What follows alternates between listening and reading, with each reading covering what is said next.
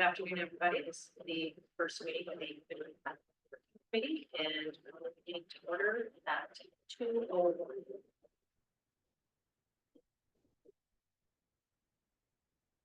So, first order of business is to appoint the chair and vice chair. Keeping in mind that council members cannot be chair or vice chair, so it's you can be in the team, part of the decision, but you can yourselves and Sure. Any volunteers? Okay. Yeah, And I'd like to say absolutely I can't. you don't want to be vice or vice chair? I just don't have the time. Yeah, it's just reading them. But anyways, yeah, how about, who wants to be chair and who wants to be vice chair? I was hoping not to be chair. Okay, would you like to be chair, Steve? Yes, that's. Yeah, you're Easy committed to win. Yeah, and then Scott could be vice chair, so Thank you. you're good? Yeah, all right. And like, just so you know, for chair and vice chair, it's just you're sort of controlling the meeting, so it's Right. not anything extra outside of what you would be doing, just taking control of the meeting. Gotcha. All right. You do that well. Scott has experience in chair, but I'm not sure Steve. I have been. Yeah, so Steve was, and he's well, comes to all the DIA meetings. So Okay, so then do you wanna there you go. move that and then somebody Yeah. can second it? Yeah, I'll move it. Probably shouldn't be either one of us. Yeah. I can second it. This is like a kind of a funny thing. Yeah.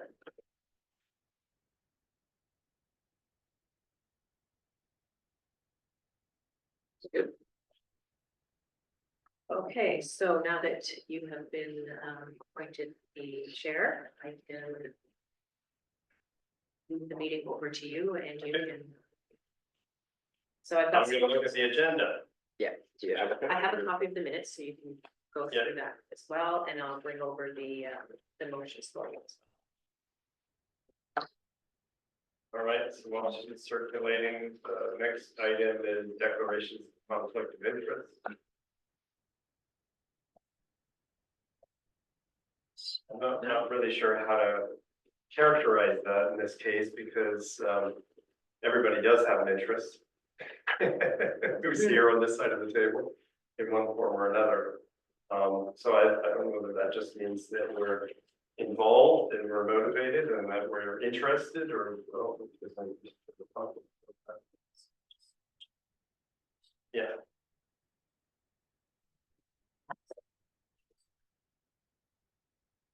Oh, okay. I see. Yeah. Yeah.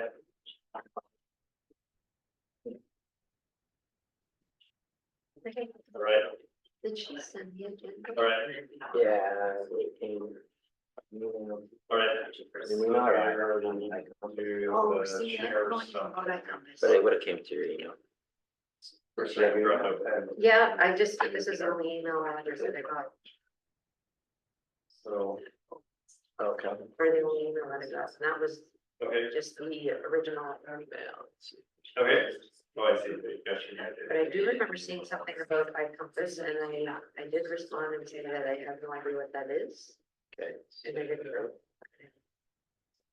Oh, Oh, I see. There. Because you have it actually. Oh, it's right here. Okay, There it is. Just hit on that. so, yeah, the first item is we need to approve the agenda. We the agenda needs to move to approve the agenda. Oh, Yep.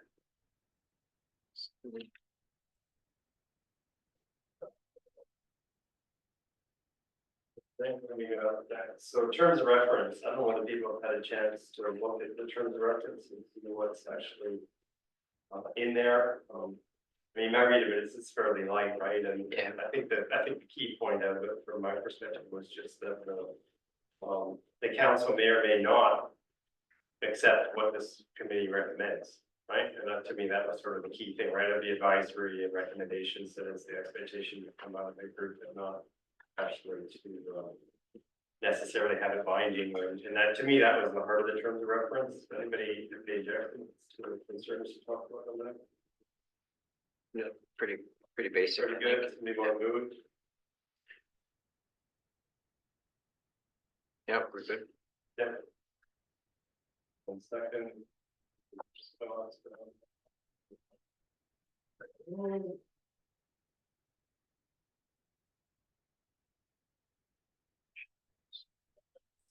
Next step is going to the presentation. Dave's going to give us a presentation on that. Do we accept this prior to? No, you do the After. presentation. Yeah, then After we do the motion. All right. Thank So you. with that, we'll turn it over. So thank you. I'll be up on the screen. Oh, you got it up there? Yeah, I will be sharing my screen. And just so everyone knows, the meetings are recorded. So in case you're wondering why we've got cameras, they are recorded.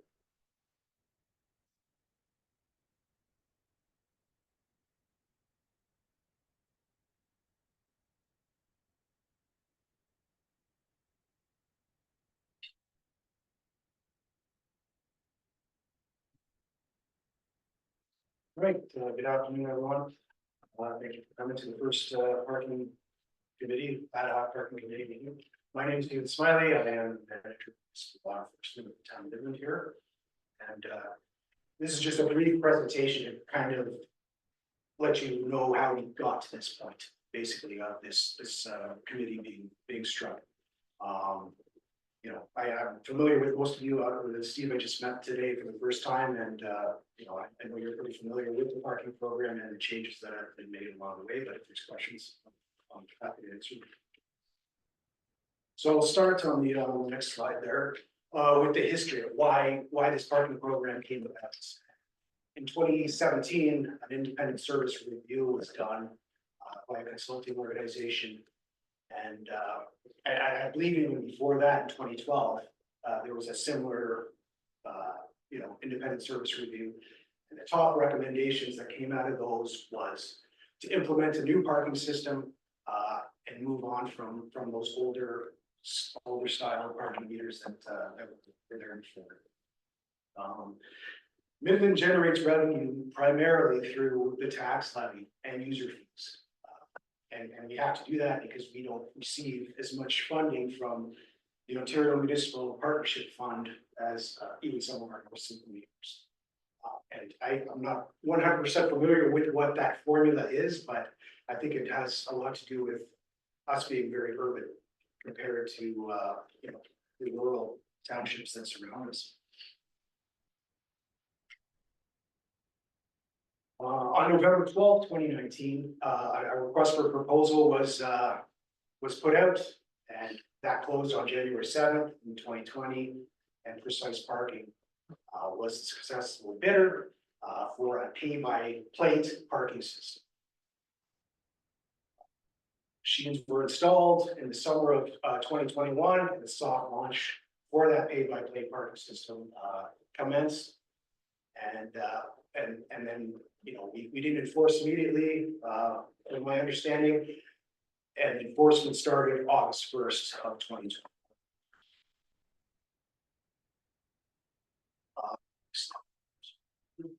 With a new parking system, there's always comes expected periods of adjustments to all the technology, the process, and just change in general. And you know, the town was welcoming complaints through the customer experience department primarily, but municipal law enforcement obviously received those as well. And it was tracked through our software. And but you know, as you're all aware, we'll go through some of what those complaints were. The machines were not user friendly. Visibility screen was poor, especially on sunny days. Instructions weren't clear. Mobile app, which we had, which was parked in at the time, you know, it didn't save user information. So every time, you know, it's supposed to be a convenient thing. Every time they'd have to re-enter even their credit card numbers. You know, people said they weren't going to shop downtown any longer. Complaints received about the lack of signage in the municipal lots. Residents and businesses pay for parking during the week, and then the visitors get it for free on the weekends, because the system was primarily 9 to 5, Monday to Friday. We got complaints from those with accessible permits that they wanted free parking. The municipal lot parking, which was no longer free. I believe before that, it was I think it's a 3-hour limit you could park in there, and then you'd be at risk of getting a ticket if you exceeded that. And then they ended up selling permits for these municipal lots, and we received complaints that the preferred lots, like those main lots, lot 1, 5 and 6, sold out really quickly. So a lot of people missed out. Next slide, please. So based on that, taking that data in, and just so you know, I started with the town in January of 2022, and I had to immerse myself in this parking program immediately, because on March 2nd, 2022, we had a report, responding to some of these complaints, and that's the report number there, and the action we took was we posted clear instructions on the side of every parking meter that was out there. Installed larger, more visible signs in those municipal lots. We had a demo machine brought to town hall here, where an average of 10 customers per week would come in, and customer experience staff would grab some change and actually physically show people, especially, the elderly people who are very intimidated by these machines, in a no pressure situation, like town hall, nobody lined up behind you, you can learn. We updated the screen instructions to be hopefully more user friendly. A dark mode was implemented on the machines to try to address the sunlight glare. An ad was placed in the local newspaper, just acknowledging customers' concerns and our plans for improvement. We also met with the BIA and the Chamber of Commerce several times just to discuss these concerns and try to find solutions. We also met, and this was before my arrival, but a meeting was held with the Midland Accessibility Committee, and they advised us not to provide free parking to those who had an accessible permit. So we took that advice. Do you know why? They just didn't, well, I think it was, they didn't want to, be, made to feel special, or you know what I mean? So I think that's the impression I had. But since then, I put a report forward that I'd rather provide that to people, especially once this, seniors free parking at the harbor came in. I wanted to eliminate that, and then my trade-off was to allow all the people in the accessible permits to have free parking. That didn't end up with the best. Yeah, it's like this. So on June 15th, we put forward another report in 2022, and we sought council approval for what's up here on the screen. We thought, because of all the complaints that were coming in about the machines not being user friendly, we thought we'd offer an annual pass to residents, but also downtown business owners and employees of those businesses. We pass for $100 a year. An annual non-resident pass would be $200. Monthly passes, we kind of broke it up because obviously there's different seasons here in Midland. Like our population's going to probably double shortly with all the cottagers and stuff like that. So the high season and the low season, $40 a month in that high season and $20 in that low season. December has always been free. But with that free, we were still paying $55 per month per machines, 55 times 70 machines to look at. Yeah, it adds up quick. So it's a huge deficit to overcome, especially at $1 an hour. And then there was also the option for those customers who have boat slips down at the harbor to purchase a pass where they can use it for the season. Using this. And as part of that report, sorry.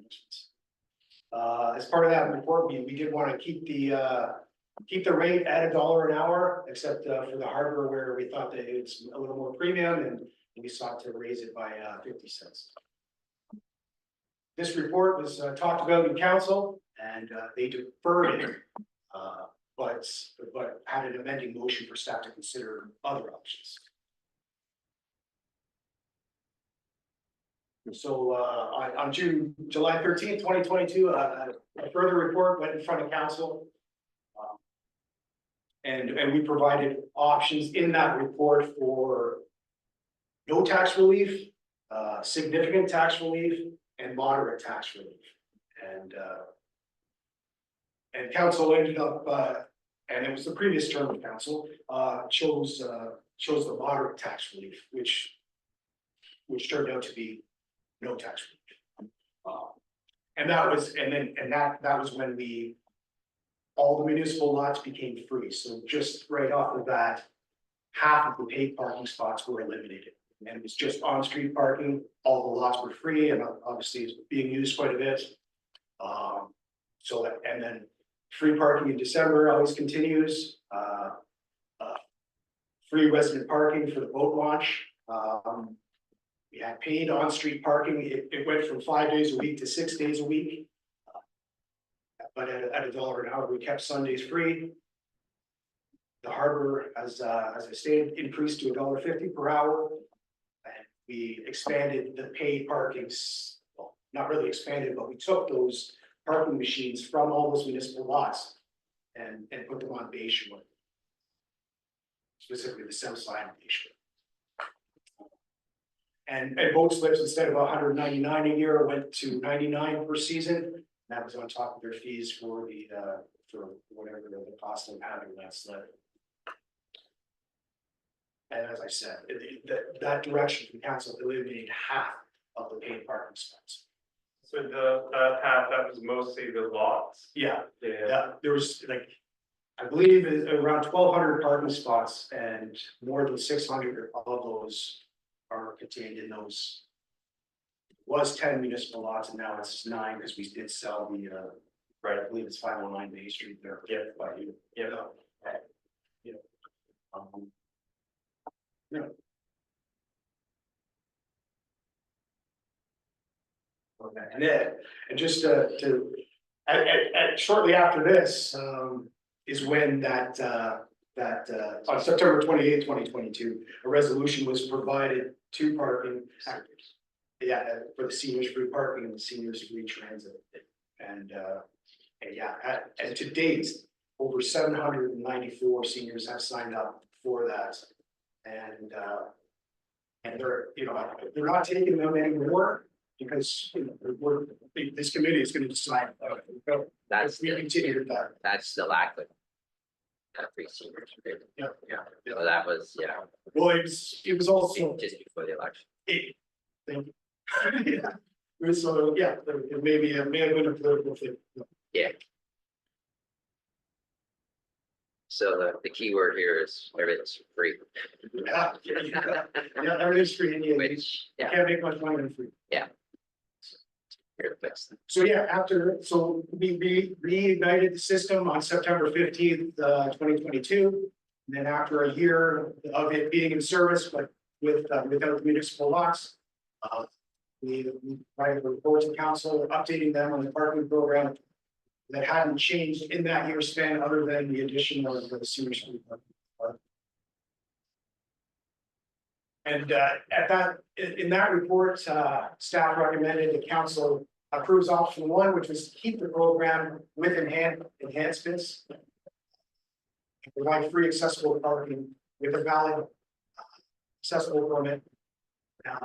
We also wanted to reduce the administrative costs by removing the option to pay for parking with coin and phase out the seniors free parking. We also wanted to increase the parking rate to $3.50 per hour for on-street and $5 per hour. And I had to, the original in the meetings leading up to that was even significantly higher, so that they want to, that, you know, SLT wanted to raise that. But, you know, talk to them to get it out.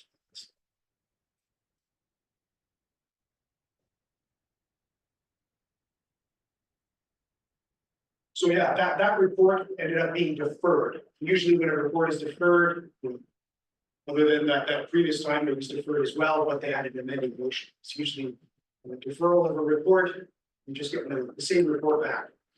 And that's what happened here in this case, so on October 18th, the same report was basically brought forward with the date changed.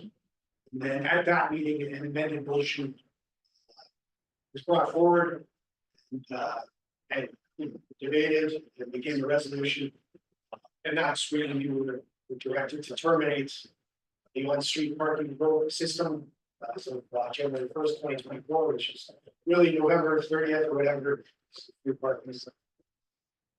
And then we were to re-implement the new parking system for the waterfront, Patient Drive, Park.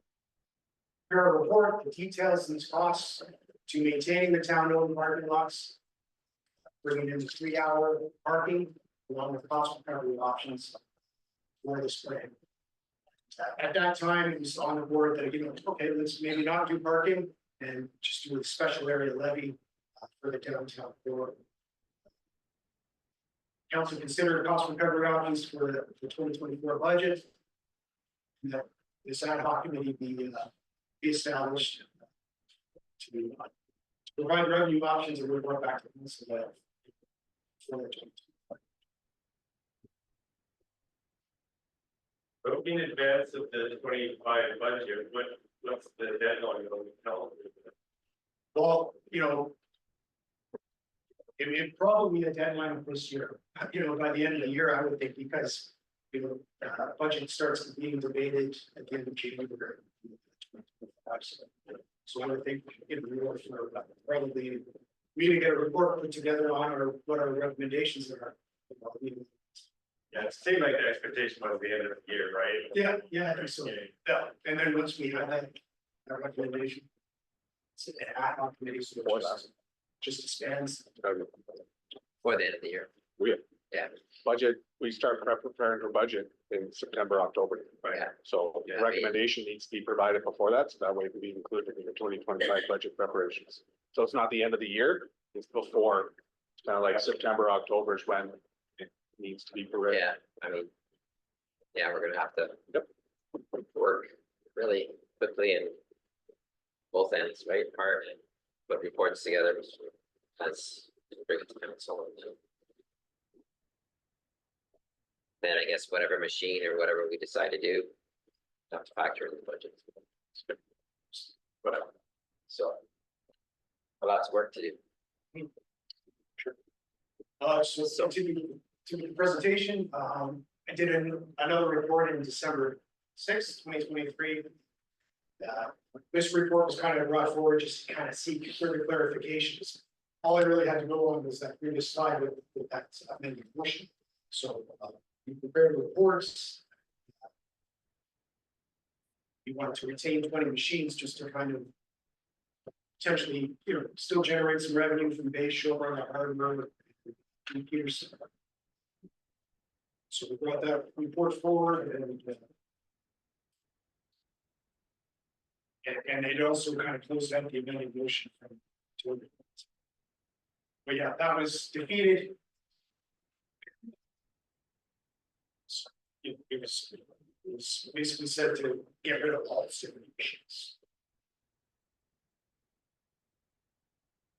And then earlier this year, I guess in it's January this year, a final, so sorry, this is the report that kind of closed out that amended motion because of the direction to go to 3 hours.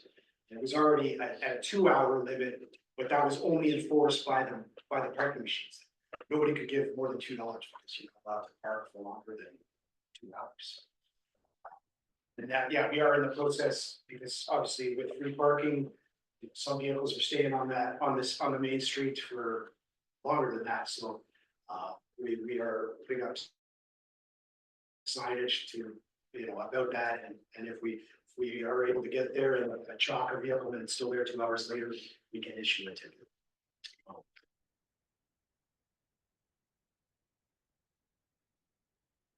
Well, that's where we're at now, and that brings us to today, this Ad-Hoc department committee.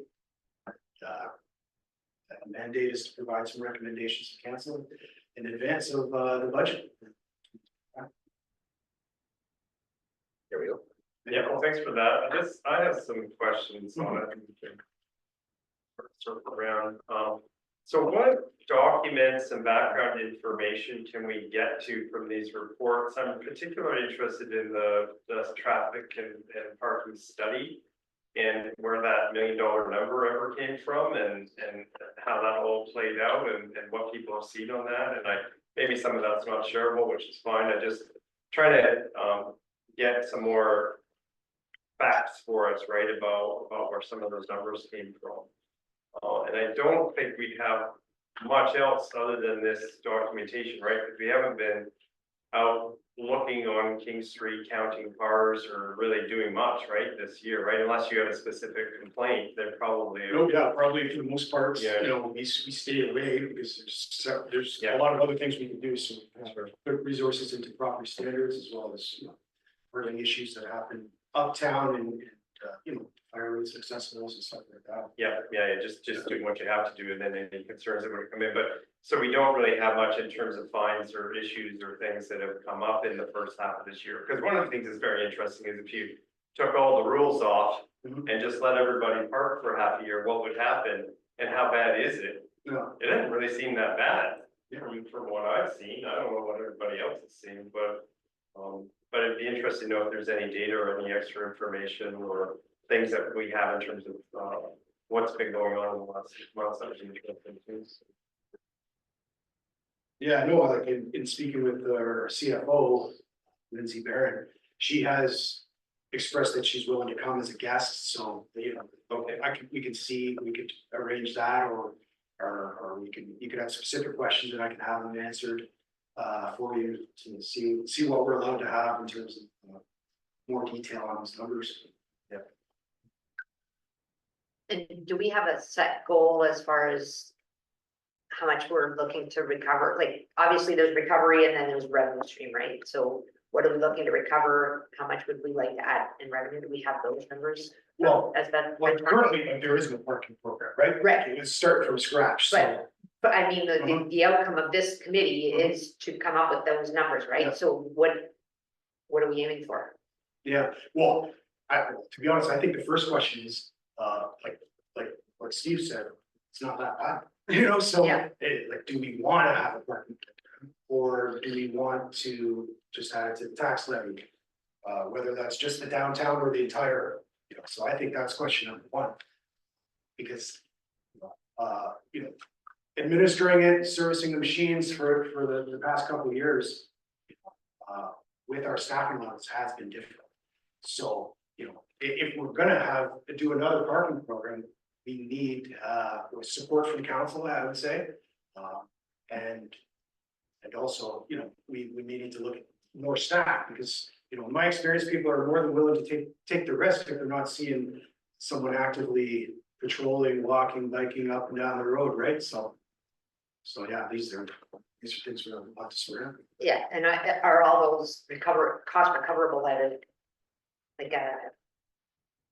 a reasonable rate? Like, if we're adding staff to a town that comes with benefits, that comes with Yeah. all the things, and then what are we paying for the meters? Like, how much do we have to recoup through the parking program just to break even Uh-huh. on those things? That doesn't even bring into account Yeah. snow plowing and maintenance of the lots and things that they have been talking about recovery for as well, so. Mhm. It just seems like could be a big number. And I think you're, you know, because if we do go, like my plan, my vision was to continue to use these machines for, you know, I think we used them for about 3 years and they kind of had a 10-year lifespan. And then, you know, as the demographic here in Midland gets more used to the technology, not have machines, you know, just have QR codes because that makes it very much cheaper. It eliminates that $55 per machine, which is tough to recoup with a few people giving out periodic parking tickets. Yeah, so that's the future that I saw, and that pretty much eliminates those high overhead costs, other than the initial signage, which will add up, but can be used for however long the programs in place. And then, of course, there's the other costs to downtown businesses, to tourism, to all of Midland. It doesn't just affect us downtown, it absolutely does, and everybody thinks it's just us. But if people find it cumbersome to come to town and they gotta pay for parking and they gotta do this and try to figure it out, then are they using the restaurants, are they using the B&Bs, are they using the hotels? And I know all those places have their own parking, but shopping in a downtown core is a tourist draw, so it does affect, I think it has an overarching effect on the rest of the municipality. Absolutely. Well, in a classic sense, I mean, what usually parking rules, and you guys can help us out with this, but typically you'd have parking rules to try and encourage certain behaviors and discourage other behaviors, right? And it's really more about behavior than money fundamentally, I think, right? And if you can make money, that's a nice thing, but I know it's not a big town, right? There's a lot of parking spaces. Well, It's a challenging one to think through how you get there positive, numbers. Scott probably remembers, I think I started on the BIA just a little bit ahead of you, but there was a time you couldn't find a parking spot downtown. Like, the complaint was the exact opposite. It was, we need more parking. Right. And that was the whole tenure that I sat on the BIA. I think it was four years I sat on the BIA, and that was the complaint. Nobody can find parking in downtown. We need more parking. Now it's like, you should be cannon down there some days and not hit a car, so. Yep. Yeah, it's completely flipped, so where did those people go? What happened there? Well, and what's going on, every downtown's got this problem in a way, right? Big box stores on the edge of town, Amazon, what's left, right? Niche places, right, that you go to and destinations and some retail and dining experiences, right? That's really what people are going for. So it's an interesting change, right? And I don't know what else is going on, but it seems like people have gone almost back into lockdown mode, like they're just sort of hanging out and not going out as much, right? I don't know what the dynamic is, but you certainly see the downtown vibe, right? It's definitely impacted. It must be everywhere too. And I would mention that all of the places you've mentioned don't have paper. True, right? That's another thing in terms of competition for time and money there. So I had reached out to Cambridge because, and David, you're probably familiar with some of the conversations we've had. There's always let's compare Midland to this community or this community. Like, this is what they're doing, they're charging for parking, we should charge for parking. It's a very common thing for municipalities to charge for parking. I reached out to Cambridge, the town of Cambridge, because they're very vocal about the fact that they don't pay for parking. They were in a situation where their downtown was, at risk of succeeding or not succeeding because of having commercial development and everybody was starting to head up the highway. When you got the three cities there, it was really pulling away. Cambridge downtown was starting to die. They came up with this advertising campaign, like, hey, by the way, come down to Cambridge, come downtown and park for free. And it kind of changed the thought process where people said, like, the architecture is nice for downtown, but it is a highway. Right? So there is something more to see. I haven't really heard back from the BIA. I reached out to them probably 3 times in the last month. I don't know what's going on there, but good think that they get back. Maybe it's worth reaching out to the municipality of Cambridge as well, like the municipal office. And because if we're going to compare to other municipalities, one thing that I never did hear from the town of Midland was a comparison with a town that had success with free lots. It was always, well, these people are having success with the paid lots. And, I've said all along, I understand there is a cost to administering parking. There is a cost to maintaining the parking lots and having the lights on. But what I've seen in the past from some of the conversations going back to 2012 was that it was always very thin line that made me question whether or not the program was really worth it or not. Before the meters, before the high-tech meters came in, they were crank ones. you know, they were generating, the town was generating $134,000 and it was, or they were generating $137,000 and it was costing them $134 to administer the program. And so you're kind of scraping by and making an Is extra it worth it for 3 five or grand? six grand, Yeah. especially the amount of bad press that kind of came out of it, you know, like at one point, I was like, I'll write a check if we can just figures. Make this go away. $5,000, Yeah. stop sending the enforcement downtown. Yeah.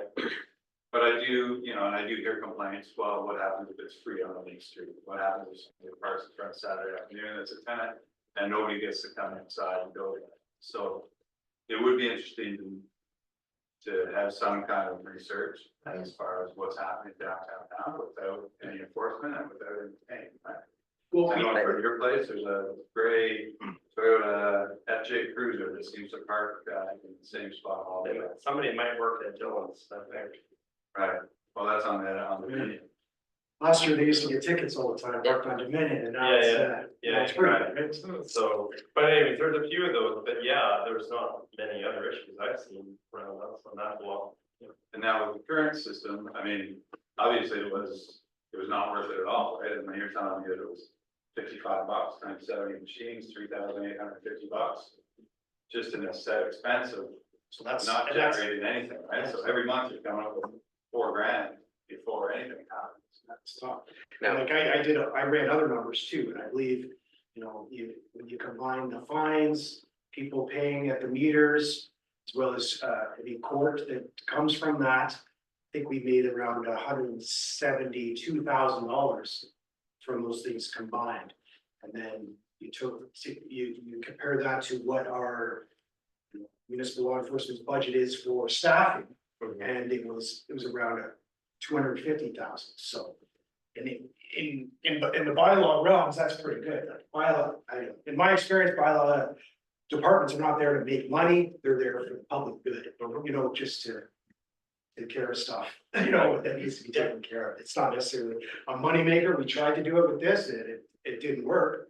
You know, I'm sure there is a formula where it could work, and I was confident that I could, if we were to continue with those machines. Because even if you look at those numbers and you made it $2 an hour on streets and maybe $2.50 or $3 at the harbor, I think there would have been profit. Those overhead costs, you know, but precise, you know, I met with them regularly, and we were their only client that wasn't making. Every other client makes an incredible one, and they have a client just here in Midland at the hospital. Obviously, a hospital is serving. Yeah. You know, Happy market. no, I'd also be interested to see what would happen over the course of the pandemic. There was definitely municipalities that were, you know, overcharging to try and deter anybody, Mhm.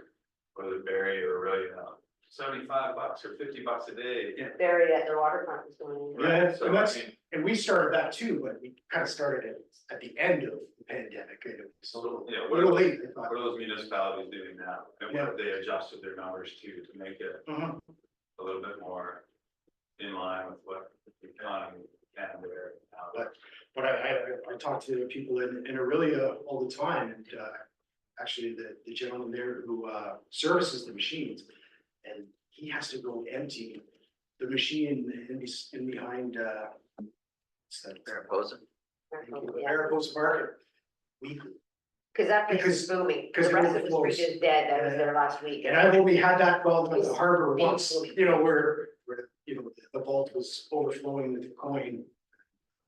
But they get it every week. Yeah. So, And I think that with, since this program rolled out, the inconsistencies in what we were charging, we're going from free to dollar to, Mhm. there's been no consistency. oh, exactly. It's- So how do you expect to make a profit? The numbers that were presented to, I'm not sure if this CS Consulting came in with the figures that what they're projected to make on the parking revenues. If they were accurate or how they came up with those numbers. But if the majority of municipalities and cities are having parking programs in place and they're making money, there's no reason why the town of Midland cannot make money at this. There's no reason. And from my experience downtown Midland, I don't hear about people complaining to pay. No, I don't either. It's it's ease of using the machines that to be easy, whether it's a tap or a coin. Seniors won't, most seniors are, don't like technology. Yeah. So, and most of the new meters that Collingwood has some new meters implemented. They have old ones like ours. Yeah, well, we even have some old ones like the old meters. So I'm not sure what happened with ours, because we definitely had problems seeing the screen. And even Palm Beach has one right in front of, a concession 10 right in front of Georgia Grill. Mhm. I went to pay for parking there last summer. I couldn't see the screen. Mhm. And so I don't know if that particular machine changed supplier and these screens came out of China, which to make the machines, cheaper Yeah. and more profitable for them. That's what I'm assuming, because the ones in Collingwood, I could see no problem, but they're much older. Yeah, So whether they're getting, yeah, I think this was said at a council, sorry to interrupt, but I think this was said at a council meeting that I talked to precisely about that, machines were made in France and then Switzerland. So, yeah, so I don't know what's, at the end of the day, Mhm. I mean, if we're sitting up here and saying, we're not, we'll cut a check to the town for $3,000 and not charge parking, then I don't, I'm the first guy to say, hey, we're not making money, then why do it, right? Yep. So we need to determine whatever we do here, it's gonna generate money.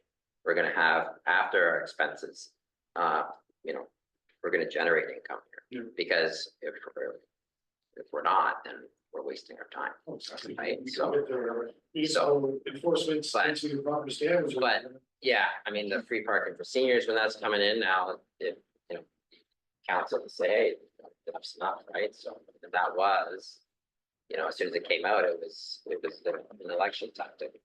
And it basically, that tactic has, now it's on the shoulders of the next council coming in to burden that, that cost or that, right? Now you have to roll it back. And so it's a decision that council will have to make if this. But as I said, if we're putting in the machines, we just took a bath for $600,000 on these machines, or whatever that number was, but it was up there, That's right around. right? And we're gonna spend machines, another 600,000, right? So, Yeah, but I think if we are gonna continue getting new machines, maybe we get significantly less machines. And, let the people that aren't into the technology. Direct them to where those machines are within the downtown side streets, maybe the main street, and then you can park in all the paid parking area. well, I see that in the new machines that are coming in Toronto, in Collingwood, they have all the technology features, and then they have the coin. But they're gone overboard. They're still doing like dimes, quarters, Yeah, right? The machine that you just put a loonie or a toonie in, you don't need a ton of denominations. You just, if it's $2 an hour or an hour and a half or $2, just one coin base, right? So, and then when you collect it, it's just one coin, right? You put it in a machine and that has costs too, because of the weight and then the banks or the brick trucks, right? So, but at the end of the day, our municipality has a lot of seniors in it, and eventually, and I like the point base too, so I'm a senior, yeah, I'd rather put a toonie in and get it, but eventually, everybody will, coins will be obsolete, but until then, I think the coin feature has to be there for parking anyways. Because when the coin came in, it was $1 an hour, I think over 50% of the people paying the revenues coming in was coin based, right? So there's a stat right there that. But that's the part that they wanted to end though as well, right? Relatively expensive. Yeah, And well, money and stuff. Yeah, but you're seeing the city of Toronto, Collingwood, brand new machines, and there's coin based, so we cannot get away from coin. And I know at one point this was maybe this consultant firm came in. Yeah, absolutely, it's going to be cheaper, but if it's going to be cheaper, but no one's going to use them. Yeah. So we have to you know, we're gonna go down this road, and you have to have a coin application to this machine. If we're gonna, Although, on the other side of that coin is any person getting into their car right now, it's more likely to have their phone with them than their wallet. Like, and if you're in a car and you're driving, what percentage of people are actually really requiring the coin? And there's different ways you can handle it, right? Like, one of them would be a certain amount of time with free parking and then paid. A little hard to enforce, but I mean, there's certainly other angles you can go at it, right, rather than. And make it relatively expensive for someone to come to the town hall and pick up a pass and have it for a year, and if you're a senior, you get it for super cheap. yeah, and I'd say for sure, offer incentives not to use coin. Yeah, Have the coin there. Yeah. Right, because my father and a lot of elderly people, like, my dad drops my mom off at the bank and circles around the block until she comes out, like, there's a park, right? Not parks behind our buildings, but yeah, sometimes he just drives around. Well, what are you doing, Dad? So I'm waiting for your mom to come out of the bank. He's just driving around, but I've had, there's a lot of people like that, right? So until, you know, and they don't have a phone, you have one of those flip phones, right? Emergency, that's My it. dad doesn't carry. So, and then you have seniors coming out for a drive on a Sunday or Saturday weekends coming to our community, and they may not, you know, they may want that one. and I guess what you found with the seniors parking free at the waterfront, is it's almost impossible to enforce, right? Or what happens if they have a grandkid and they're senior, or, you know what I mean, or they blow up grandma's car, like it's. Well, yeah, actually, well, that's why we did it, because we have the technology already from being a pay by plate system. We inputted those license plates into the permits. So if the officers that were with like electronic ticket issuer, Yeah, they would enter the plate and then boom, would come up. Yeah. They have a permit, because we sent out the solution. But yeah, it got out of hand really quickly. Yeah. That is And how much staff? exactly, it was Just the tough name. amending motion. yeah, I just Yeah. interject. Yeah. Just procedurally, people should be speaking with the chair. Oh, right. So just raise your hand and then you would acknowledge them and say, yeah, Bill, please proceed. Yeah. So just procedurally, we should be doing that. Yeah. So where are we? yeah, go ahead. I just wanted to reiterate what Bill said. Most of the people and customers that I've talked to didn't mind paying so much as they found it very inconvenient to pay. I agree that coin needs to be an option. I myself, if I'm gonna get out of the car and I have to just run into the bank for 15 minutes or whatever, I'm not gonna pay $1 on my credit card or I wanna pop a coin into the meter. Also from my own perspective, and I can't speak for anybody else on the street, but the entire time that we have had our business downtown and we've owned it since 2005. So I'm gonna say about 2006 or so, whenever Gateway, that building was built. We have purchased permit parking for ourselves, 2 spots, one for my husband and one for myself. And any of our staff that drove, we would buy parking for them in lot 4. At the beginning, it was $365 spot, and at one point we were buying five spots a year, which is, in the grand scheme of things, $365 or whatever, it was $1 a day for parking for all of my staff. It was not, and I understand that not every business can do that. We were blessed that we were able to do that. When it went down to $99, I was doing flips, because that's a big savings for anybody. And I was also thinking, okay, this means that a lot of other people won't be every 3 hours, I gotta run out and move my car.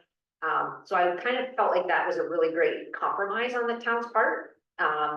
So that was kind of a happy thing that I didn't know was coming out of it.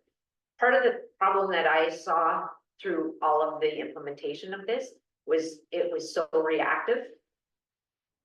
I went to a lot of the town halls. I pride myself on being somewhat involved in this, the town and what's going on down there.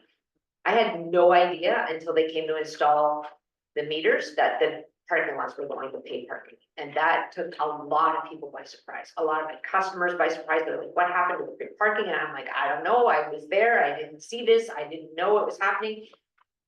And I think people just felt like it was shoved on them, and then they got their backs up right away. Like, it was not, I don't feel like it was really well implemented on top of, and then just add all the complexities of trying to deal with the meters and everything. And people were like, that's it, I'm out. And when we started losing, key businesses in downtown, like Passion for Fashion moved to Penetang, Shirley's Boutique moved up to Yonge Street, like stores and businesses are starting to move away from the downtown because of the parking.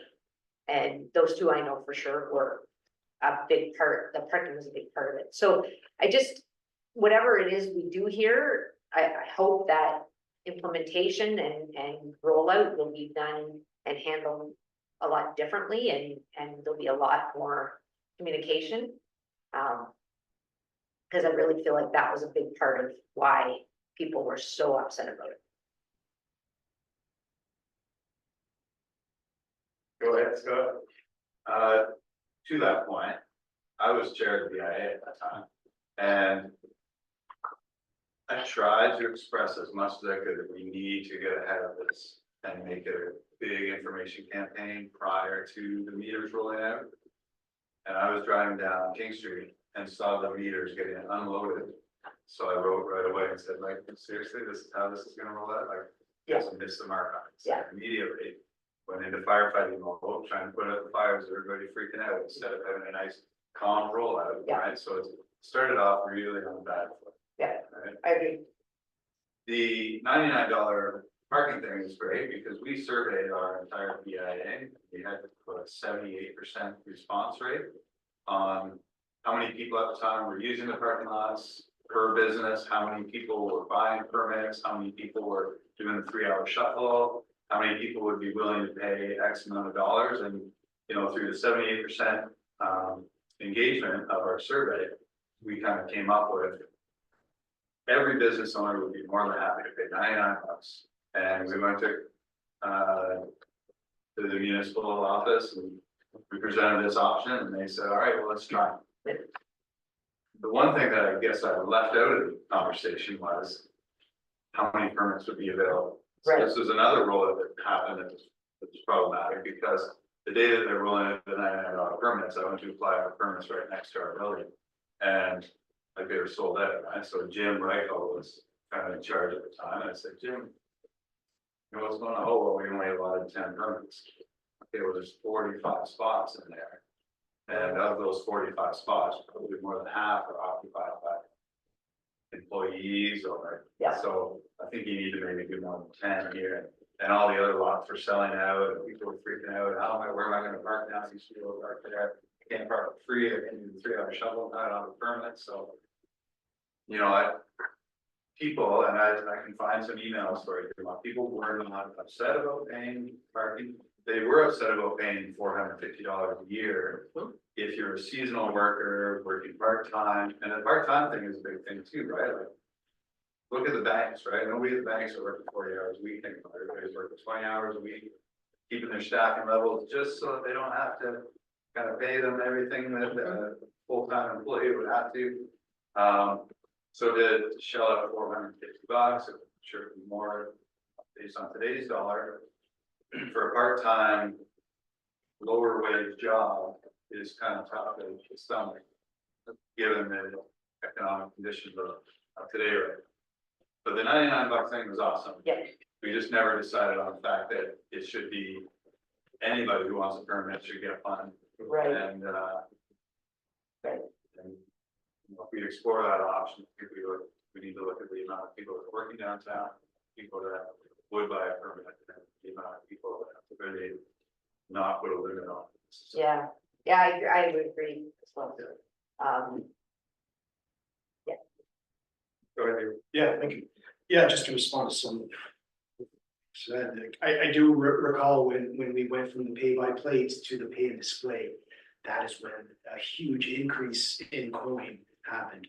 Because and people started carrying it around, carrying it around again, keeping it in their, center console. And, yeah, it definitely increased with that change, because we went from a pretty high-tech system, or top of the line at the time, to, back to almost the coins. Yeah, so. Very expensive coin machine. Yeah, absolutely, I agree, absolutely. And, but I do remember when I did first start, that was at the time when those permits were expiring, that people had bought for $350 or whatever. And there was a segment where people were just lined up to, and obviously those are probably people who are working for a dentist who are making some really decent coin, rather than the, minimum wage earners, I would say. But yeah, I think even Scott was buying passes, I think for your staff when you got down to a reasonable price, isn't that correct?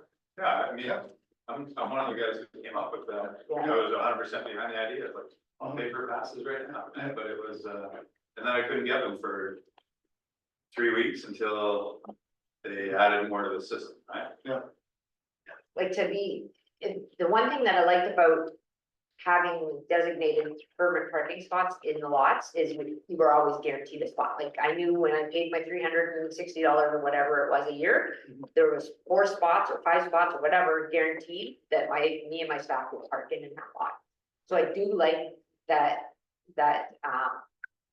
assurity, that guarantee that I have a spot, because if you open it up to unlimited permit parking and then everybody buys it and you don't designate that many spots, then if you got a lot of customers, then if I'm paying for a parking spot in downtown Midland and there's free parking and I come in, I want to have a spot. So how do we navigate that? Like, how do we make sure that those guarantees still exist and a spot is guaranteed for those permit holders? And that's what I'm sorry, through you, Steve, has made the harbor so difficult, because I think there's only 600 parking spots there. We have 794 seniors that have signed up for it. And then, well, obviously, they're not all gonna be there at the same time, but, when the Red Fest is on, they definitely go and make use of it. Yeah, it was fun. So and I had talked about this at some point, again with Jim, where how do we tell people where to park, right? So if you get permits, I mean, it's reasonably easy if you hand somebody a permit, say, by the way, the permit spot is at the back of it. Right? Because the other thing people were complaining about was, well, you're gonna give all these permits away and everybody's gonna park right in front. Well, tell everybody that you can hang a permit in your window, and if your permit is found in the front half of the lot, then maybe you're gonna be in trouble. Right? Right, but are the other parking spots designated for permit parking? Because what stops a customer or somebody that doesn't have a permit from parking in those spots? So if I come to work and there's 4 designated spots in my lot and they're all taken with somebody else, where am I supposed to park? I don't necessarily think that this, I think it's more of an area that's designated. Right, like the back half of the lot, Right. right, so, and then the lots are pretty, you can see light posts through the lot, right, so anything west of the light standards are going to be permanent spots. Right, Open to permanent spots, right. and chances are pretty good if you tell everybody, I mean, But- I'm having a conversation with. But well, my customers know that those are permit spots, you can't park there. So that when I show up and I want my permit spot, there's nobody parked there. And you get time of day issues too, right? Where, the post office people are up with the roosters, as far as I can tell. All the spots are gone anywhere near us. Right. By the time we are even having coffee there, it's already booked out, right? And so I think there's some rationale, just even time of day, right? Because we have this funny thing, daytime and nighttime are totally different. We don't seem to care about parking at night, but there's actually often more cars downtown at night than there are during the daytime, right? The restaurants and whatever else. And that's good information, because, we do continue with it. Chances are we should make it not 9 to 5 and maybe capitalize on some of that, the restaurant and bar time, and even earlier than 9, 7. Yeah, and fundamentally, though, part of the behavior, though, I think is what we're trying to do is try and get employees and residents, downtown residents, let's say, that don't have their own parking spaces and need them, get them parking in the right spots. So customers coming in have the best spots and the best access, and we're not tying up either on street or backlot parking with unpaid, staff people and resident people that just hog the good spots, right? We gotta try and figure out a way to get the stuff organized, because I think that's the control aspect of the parking side, right? Is they try and figure out where is the best place for employees to park, because that's where and then maybe you do designate or put signage up. It's tricky though, because once you get back into the meters and the signage and everything else, how do you ever make money on it, right? Like, I don't know if the money is there really, right? And Immediate deficit, yeah, and so it's a tricky one to think about because, well, we have 20,000 people, not 100,000 people, right? It'd be a different ballgame or maybe the different era, right? Is that a question there? Yeah, just Go some for it. comments. Yeah. That's for Steve. I just thought that listening to the permit, you know, there's the permit parking. You know, you said about guaranteed a spot, right? And same at the harbor front. When you're actually paying for a parking spot, you think you're gonna get a parking spot. And I've always been adamant about, you know, I talked to the harbor master many years. I said, don't even just with the dockage fee, just bury the parking in it. Yeah. And you can park wherever, just find a spot, right? If you can, you can. If it's full, it's Stickers. full, right? And that's it, right? Yeah. So, you know, when you're talking about backlots and employees, yeah, employees, you know, you buy your permit. You have, maybe the major lots, right? You cut it in half and you're on any spot in the back lot. If there's nothing there, then go on a side street. You're not guaranteed a spot, a designated spot. And we're not gonna go around and say, okay, this is all permit parking here. You can't park here. It's, So as long as you're hanging a permit, right? you can park anywhere. And that's what I'm downtown. thinking, Is that right? what- If you're on a okay, side street, that's if you're down, right? Yeah, that's With fair. limitations to the harbor and so probably something like that, right? Cause that's your harbor front parking and same with the seniors that are, and you're mentioning about, you know, invest in that. So there has to be, you know, everything's free here. Like, and this parking program is not gonna work if we're just gonna give everything free. So we have to say, you know, are the seniors free or are they not? Or do we just have you know, what's a loony? To park, Yeah. whatever, Yeah. you know, And if it keep costs it you two loonies to collect, even, yeah, even keep it reasonable. You don't have to go over the top, right? Yeah. Because if you're gonna do $3 an hour and give seniors free, well, $3 probably excessive, right? Like, I don't think too many downtown shops would say $3 an hour. Well, you know, you're gonna get a toonie and a loony, right? And then we're dealing with 2 coins versus 1, and I don't know. You know, does that cost money if there's 2 coins versus 1? I imagine it does. So whether you bring back and you say, okay, let's cut out this free nonsense but keep it reasonable where people don't mind putting a loony or a toonie in the meter, right? So, and that's one thing we have to determine is you know, because if we're gonna give this, if we're going down the free road, then we may as well just not, you know, our job is done, right? But, and just keep it as status quo. But if we want to make revenue, and I think that's why these meters were brought in, but I think the numbers are skewed and I don't know where they got them from. But even if we can make, you know, 50 or 100,000 at the end of the day, after all our expenses are paid, then that's the goal. Those are the numbers I think have to jive so we can say, okay. And they have to be quite accurate. We have to be on top of this and through past data. I don't know how we get it, but you know, implementing and some of these parking permits where maybe it's, you know, two per business, 3 per. I don't know how, because you cap it, right? Is when you're talking about parking permits, is it just for the businesses or anybody in the community can get a parking permit? How did that go in the Yeah, past? before I arrived, they had sold permits at the expensive rate there of $350 or above. And they did cap it, and they had specific There was payment spots. yeah, there were permit parking spots. And then once it was decided to make all the lots free, obviously we removed all those Right. sites. Yeah. So through you, Steve, to Mr. Smiley. So was that for just commercial properties or was that for any resident? No, and anyone could have purchased right, this. so. So that's my point, right? So we don't want to get into that. We want parking for our businesses downtown. And still keep it reasonable for residents to come down and park. Okay. So, and then with commercial businesses, like the Steve has issues with, this back lot. The post office takes all the parking spots, right? Yeah. So I think some limitations there, that would free up commercial parking for our employees, for the people that need the parking. So that don't have parking.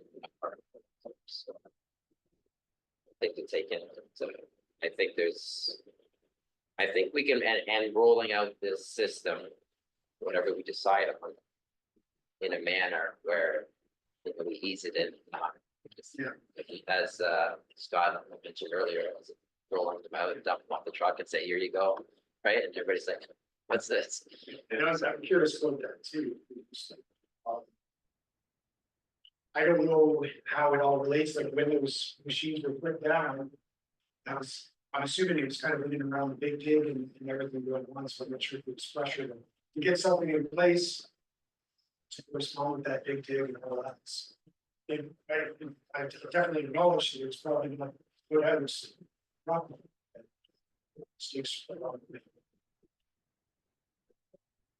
So much two people can do, so. Any thoughts put into the servicing of these machines? That is a huge expense in this. There's a training course which I wasn't able to plan. I learned them pretty good, as you know, but yeah, we were, it was an issue that I couldn't solve. I had to pay for someone to come from Scarborough. It was at least $300 just in gas and to get them. So,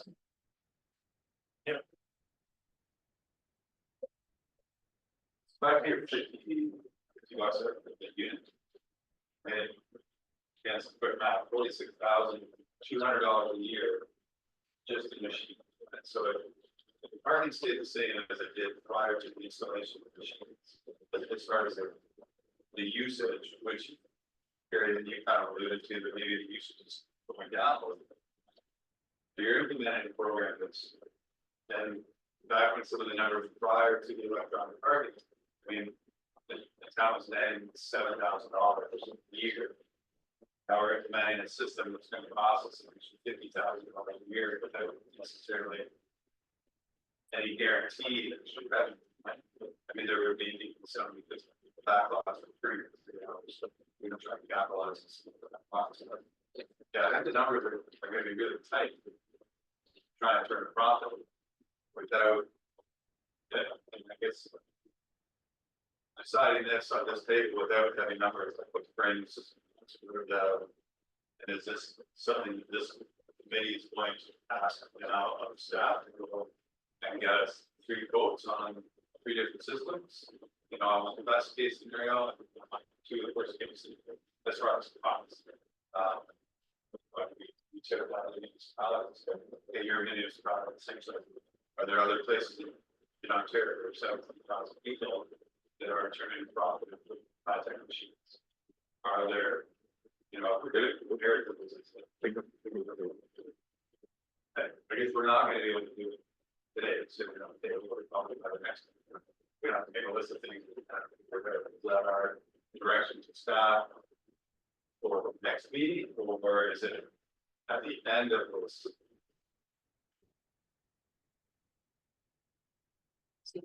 Yeah. Sorry, go ahead, Steve. Yeah, so just on that, it's up to the committee. If the committee wants to do the task of finding that, they can, or they can assign it to staff. As part of the recommendation. So the motion, when we get through the presentation, will say that you received a presentation for information. And then that, staff review, blah, blah, blah, blah, or the committee will investigate this and present it at the next meeting. So you're right, there may be some list of, there's gotta be some list of action items, so that when we do meet again, that we have a productive meeting to build off of this one. This is a good one to get all the history and some of the facts out, but there should be some action items at the end of this one, so that either the committee members or staff can research, and that way when we come back in July, that we've got some progress, because like I said, everything's gotta be done by September, October in order to meet that meeting for budget as we start preparing for it. Is what I see here, it's just like, kind of emotional background, it's. Yeah. Coming from a business perspective. We can talk about how good I think someone's gonna be able to shop until they actually sit down, start hammering the number, either falls in black or it falls in red. And I think this whole side here, this side here, outside. How we're gonna spend the time. Some kind of little anger. Yeah. Yeah, thanks, Steve, for you too, Scott, and your points very well, and that's what I like doing is the numbers, and I did have reached out to prior to and all this parking, not a fiasco, because so it's been just a mishmash of, and we just cut the cord, and I had enough of it, because we weren't getting anywhere, but I reached out to a Collingwood councillor named Rob Ring, and I talked to him about his parking program and the meters, because I was just down there and they put the new meters in and they had the old ones like ours, and so I specifically, and in their back lots, they still had the old ones, right? So they were replacing them as needed, I guess, but they said they turned a profit. They made money, by law made money on the meters, right? So that got me there. Okay, so why aren't we making money?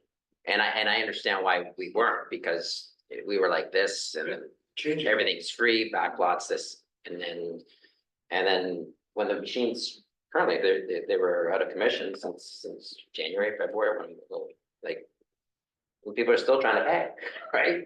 So They're turned Be- off, so I don't know. yeah, they were turned off, but you can They would see approach them. you can see them, right? So people don't mind paying.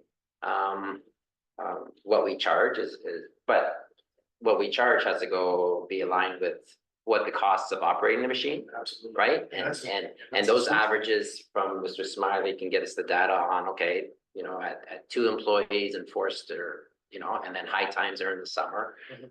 We can get those numbers, and then as I go out to other communities, I look at their machines, and hopefully, I'm not sure if there's a make or take a picture of it and see, what does this machine look pretty good? I know the Collingwood's machine, I didn't, they had a big pin pad, right, or with letters, and I think it's for the license plate. Yeah. So I'm not sure, there's different ones. Toronto didn't have that aspect.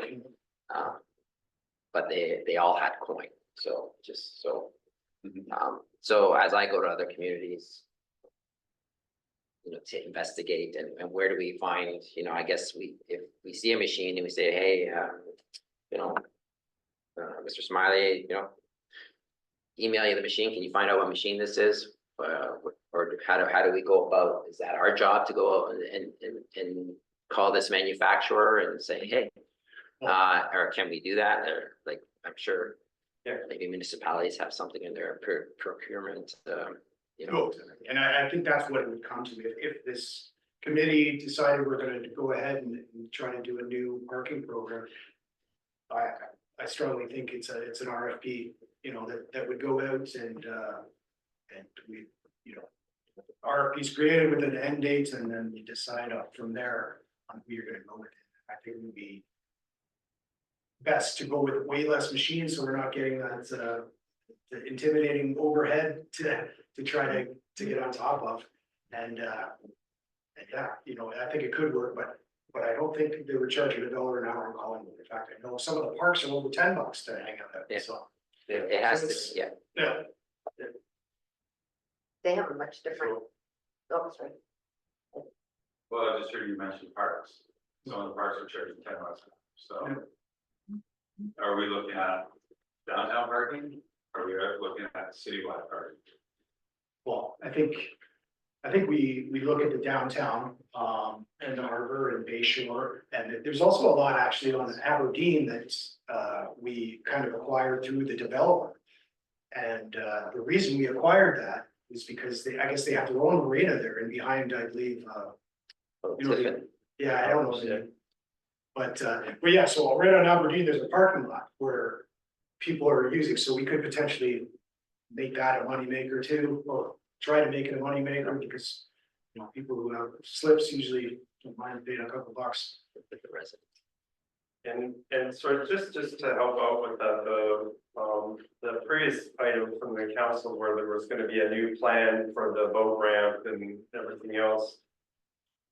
But nothing's been implemented for that, right? No, yeah, we took a report forward with, you know, the option to retain 20 of the temporary machines. Waterfront and Yeah. and park and that sort of thing, and that all got fixed. That was defeated, Yeah, and so, yeah, we're here having the committee.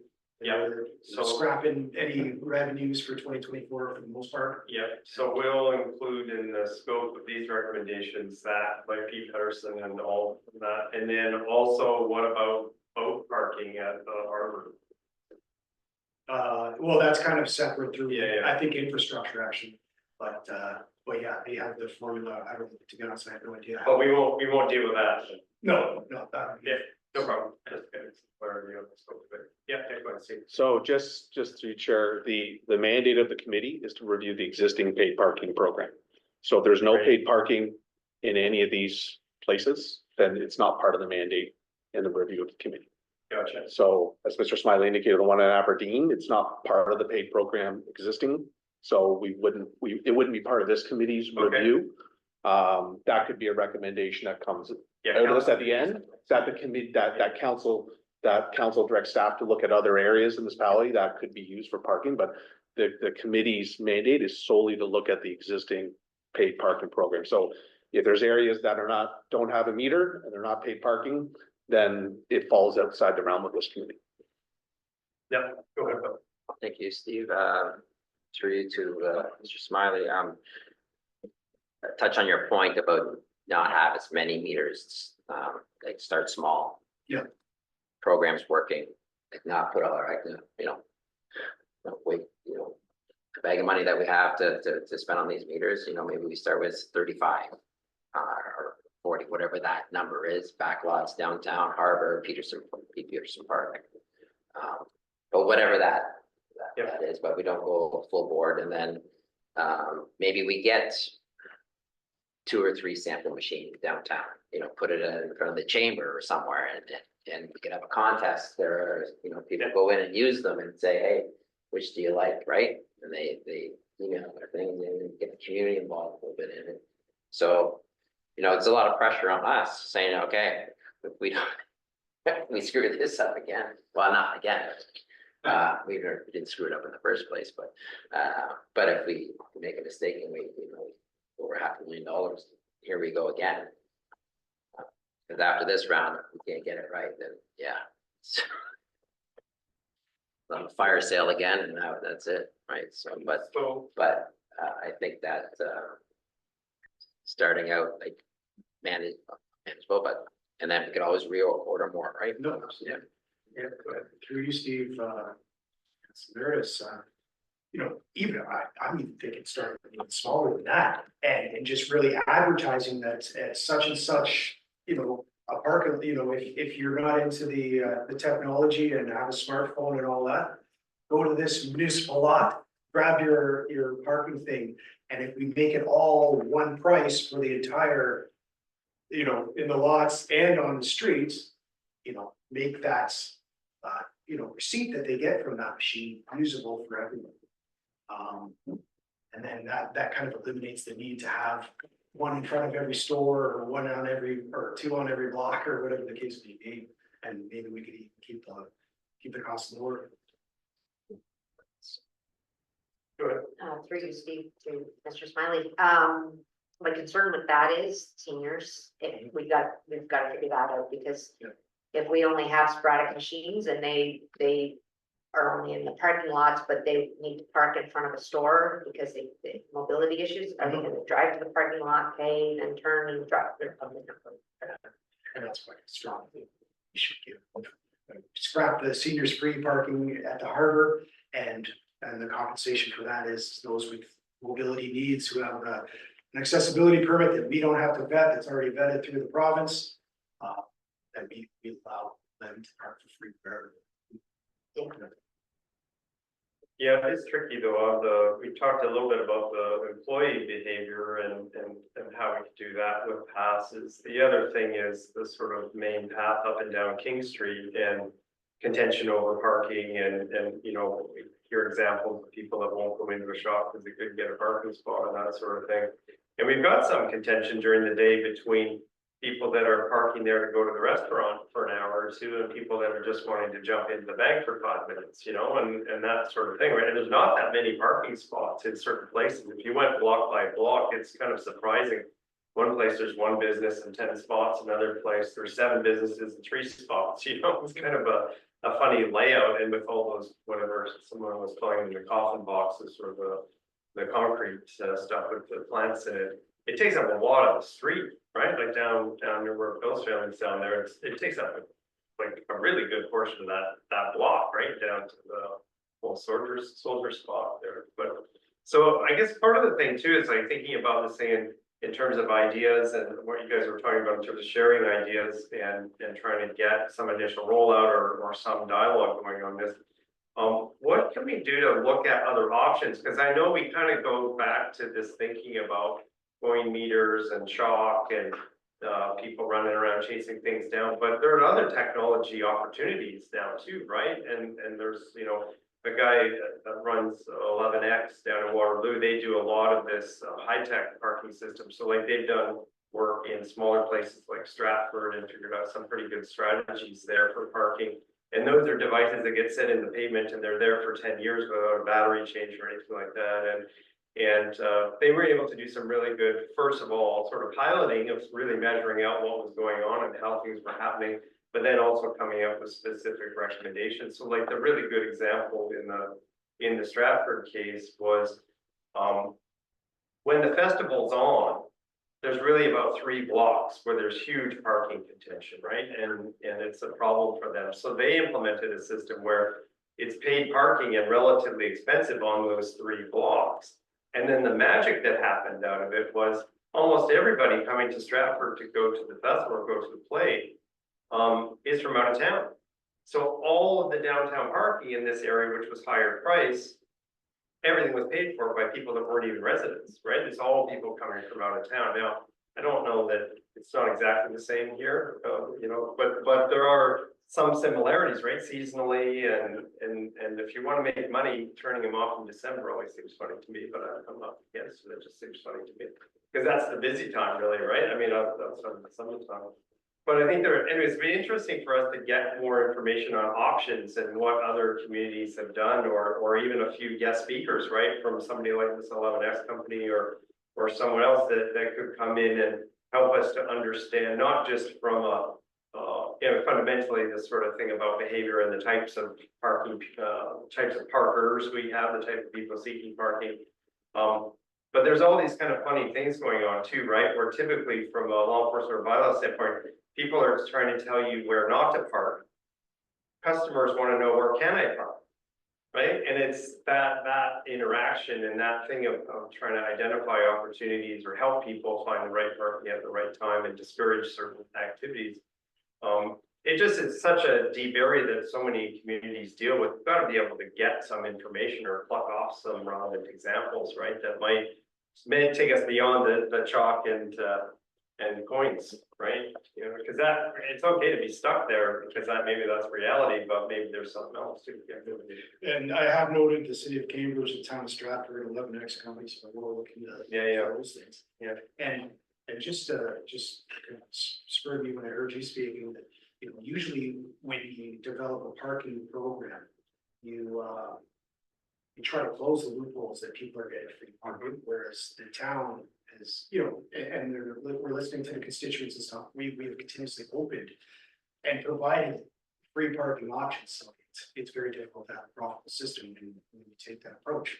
It's a fine line, right? You have to balance their constituents with everything. So if we're gonna do it, we need to support it and close those loopholes to show that it is paid parking and stand behind it. And what the right behavior is, right? Out of that for sure. Yeah, I think Bill. What? I just, at the end of the day, I don't want to lose sight of we can implement any parking strategy we want, but if people don't come, Yeah. we're not gonna make any money either. So Right. it needs to be something that is going to be widely accepted and is not going to dissuade people from being downtown, because we saw that happen when they stopped coming. Revenues, I'm sure, plummeted because nobody was down there. And then you further risk businesses moving or closing or what have you. And I don't know if anybody's noticed, but the downtown's pretty empty right now. Mhm. Yeah. And yeah, I think, going through this process, meeting with the BIA and stuff. It's often said to me that, we're driving businesses away, and now that it's been free, I'm seeing more vacancies than before, so I don't know how to explain any of it, but Yeah. but I just noticed another business when I was driving in this morning, I was like, oh, it's closed up. Helen Tree, Oh, yeah, that's been, was it a while? I don't know. The- she's Yeah. been about a month, she's been, well, She couple was, weeks. she announced it a while. Yeah, go ahead. After you, Steve, yeah, and when the parking, the new parking meters came in, we went through COVID. Yeah. Came out of COVID, then we're in a high inflation's through the roof. Yeah. People have less money to spend, so you can see the hardships, and these are the retail bumps, and we've been in retail businesses, and we see those roller coasters, right? And we're in a big decline, and we're seeing a little bit of activity and sales bumping up a bit now, like, so hopefully we're, and there was a key, another 0.25%, but up there, just so, Bank of Canada rate. So hopefully, I always said 2024 is gonna be the worst year, and it is. But I don't think, when you're talking about businesses and Mr. Smiley, and I'm sure you got the complaints, and people will point the finger at their, whether they have to close the store, they'll find an excuse, and it's not their fault, right? So they'll point out parking and this, so parking has been in downtown forever, and it has thrived. And these are the ups and downs that you go as a business.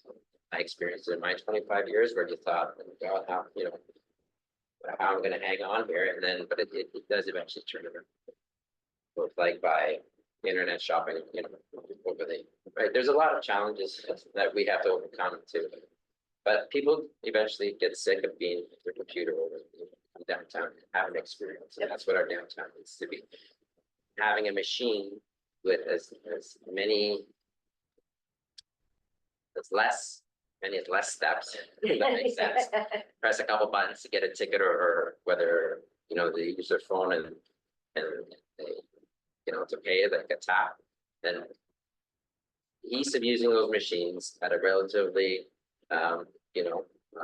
good price. As we kick this off, with the notion that we have to do our homework and crunch those numbers and see, hey, is this even feasible, right? And get Mr. Smiley's input and say, okay, you know what? Yeah, we can work, council with a recommendation from Mr. Smiley and ourselves, and we work together in those numbers and say, we need, this much enforcement during these peak hours, and then these are the numbers that we should be getting at, that this is our goal. And so with 20 machines, 30 machines, whatever you want to serve, but I think it's, whatever we do, there's going to be people that are not going to be in favor of parking, not in favor of paying. But that's with everything. So, but the majority of people that, I've been downtown, and Scott's been downtown a long time, and so we're sold. They don't have a problem paying. Ease of paying, seeing the steps, and technology is, everybody's afraid of technology. That people that don't know technology like myself, right? So, but I mean, pretty good. Stay away from it, especially. But I think those are the key things that we need, that we're looking for, and then plus the advanced technology. Like if you can have it, as Steve's pointed out, you could have those advanced features and possibly in a machine, but still have, the ease of putting a coin in and pressing a button or something. So it has to be a balance of both. As the coin phases out, we still have the technology here. for the people that coming into town.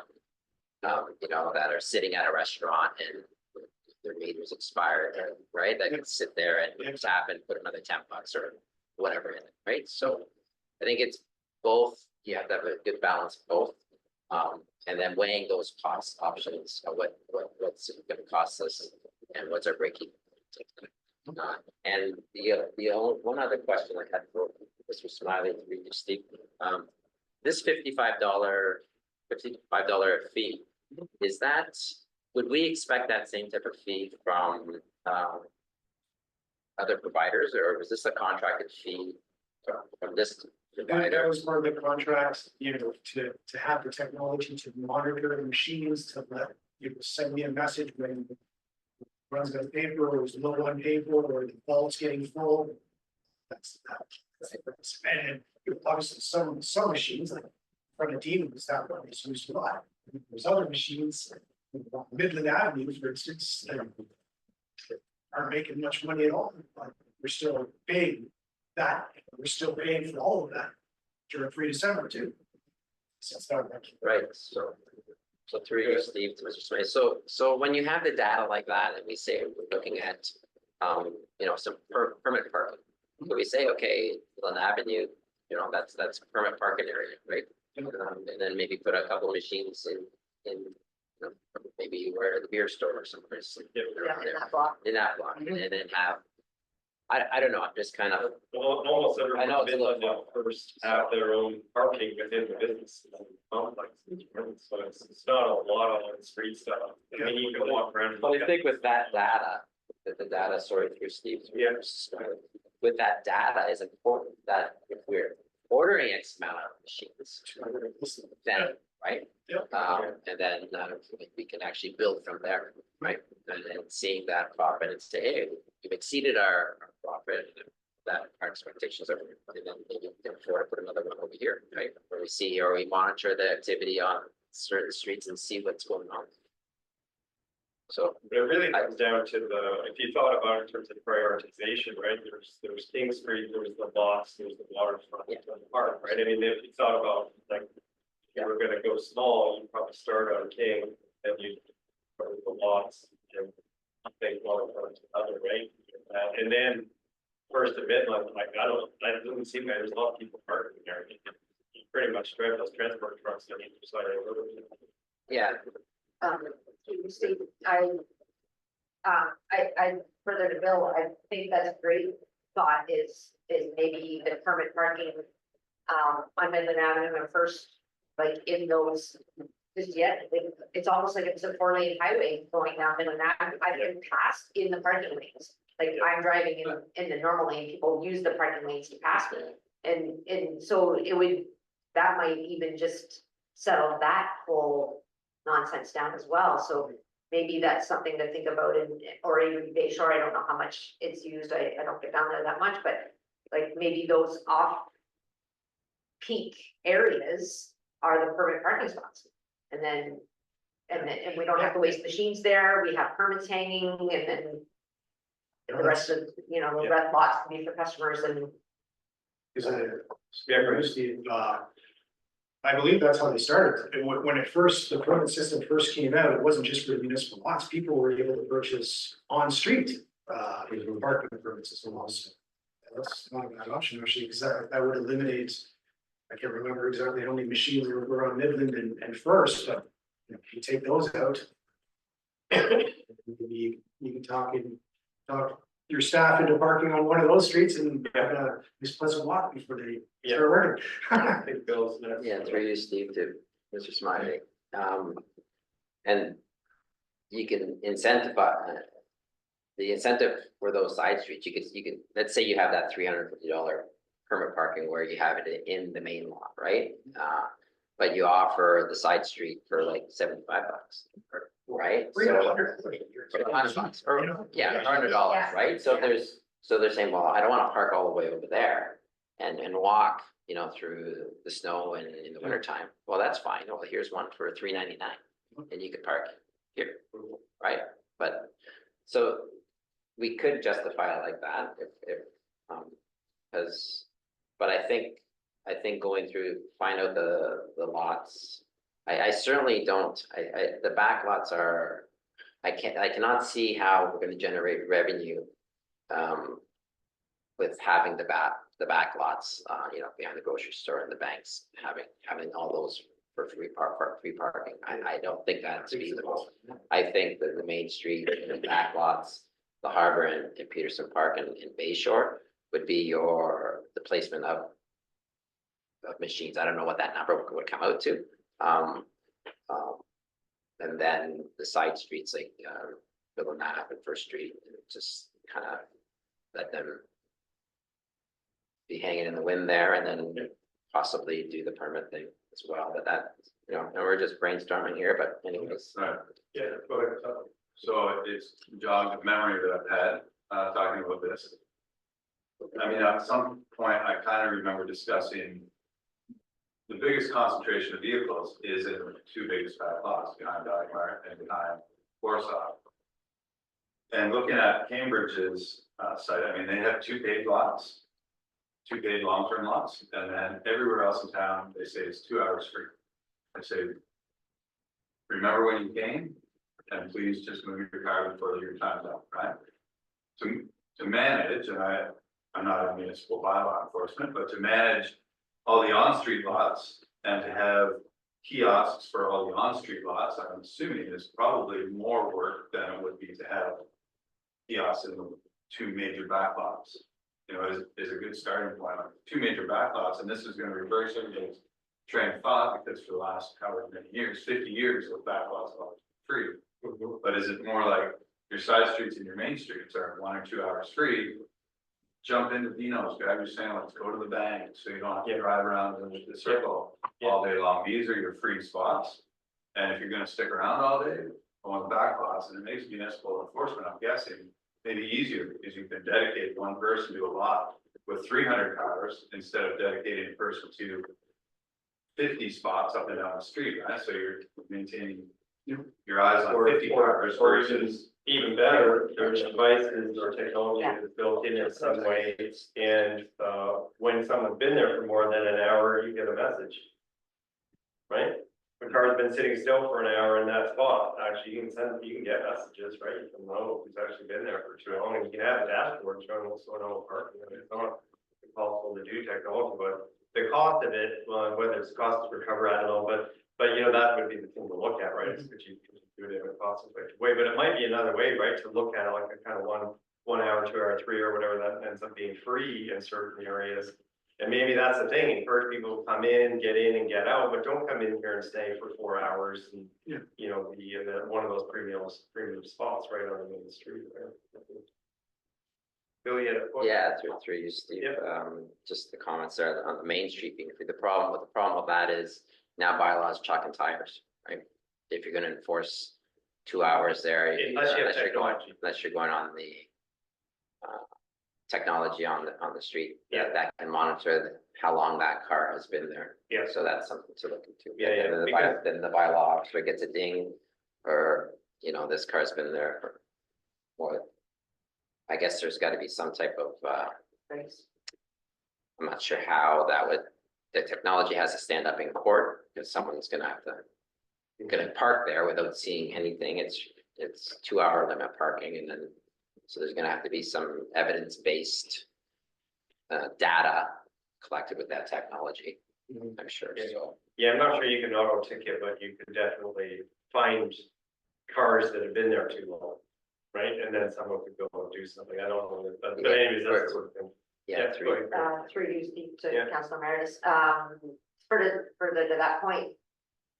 You see signs all the time, like, this area is monitored by photo radar or whatever, so maybe it's signage on the street that says this area is monitored by AI, I don't know, whatever it might be. So, well, there's only 2 ways I've seen to do it. One is you put these things like hockey pucks into the spots and they measure the second one is there's a thing like I did some work in Kingston, and they had vehicles to just drive the streets and pick up license plates as you were driving around and have image, character recognition off that, and they could tell since the last time they drove how many vehicles are still there, right, in the same spot. And it's even the tough one with the chalk, right? Because when I lived in Kitchener, people want to go and park somewhere else in the downtown where you're really not supposed to, and if you can find the chalk on the tire, you can ticket them, but it's kind of a weird game, right, that people get into. Exactly. Yeah. And, Go ahead. and yeah, like, there's various ways to chalk, or I always say mark a vehicle. Yes. You know, and it does make it difficult to articulate on the stand if one of these gets disputed, but I always use, pretend like one of the back rear passenger or the driver's side passenger tires a 24-hour clock. And then I'll make a note or take a photo, marked it at 2 o'clock. And returned 2 hours, 3 hours later, or 12 hours later, whatever the bylaws you're enforcing. It's still there, it hasn't moved, it's pretty good indication, take it in the photo. Yeah, go ahead. Bill. Yeah, thanks, Steve, for you. I just think we have to keep this, simple. And I look at other communities, cities, they are consistently putting in parking meters. They're not doing AI, they're not doing anything. Like, we don't have to reinvent the wheel here. We just got to keep it simple. And we have to think two things: revenue based and ease of use and the customer experience. Right? Those are basically the three things that we have to, I think, nail down. But not try to reinvent the wheel and bring in technology that costs way too much money, that we have to, well, we can certainly look into it, and because there's probably a lot of technology out there, possibly. I know we're going to AMO in August, but I'm not sure if there's anything going to be there August, but we'll look into it. I'll be looking into it anyway. So, but I think when you look at other municipalities, cities, and the routes they're going, and they're putting in these brand new machines, the little community of Midland, that we don't have to be more advanced than them, because we're just trying. If it's working for them, it can work for us, and that's the three main things that I'm looking at. If we're going to go down this route, is that's kind of my opinion. Sorry to interrupt.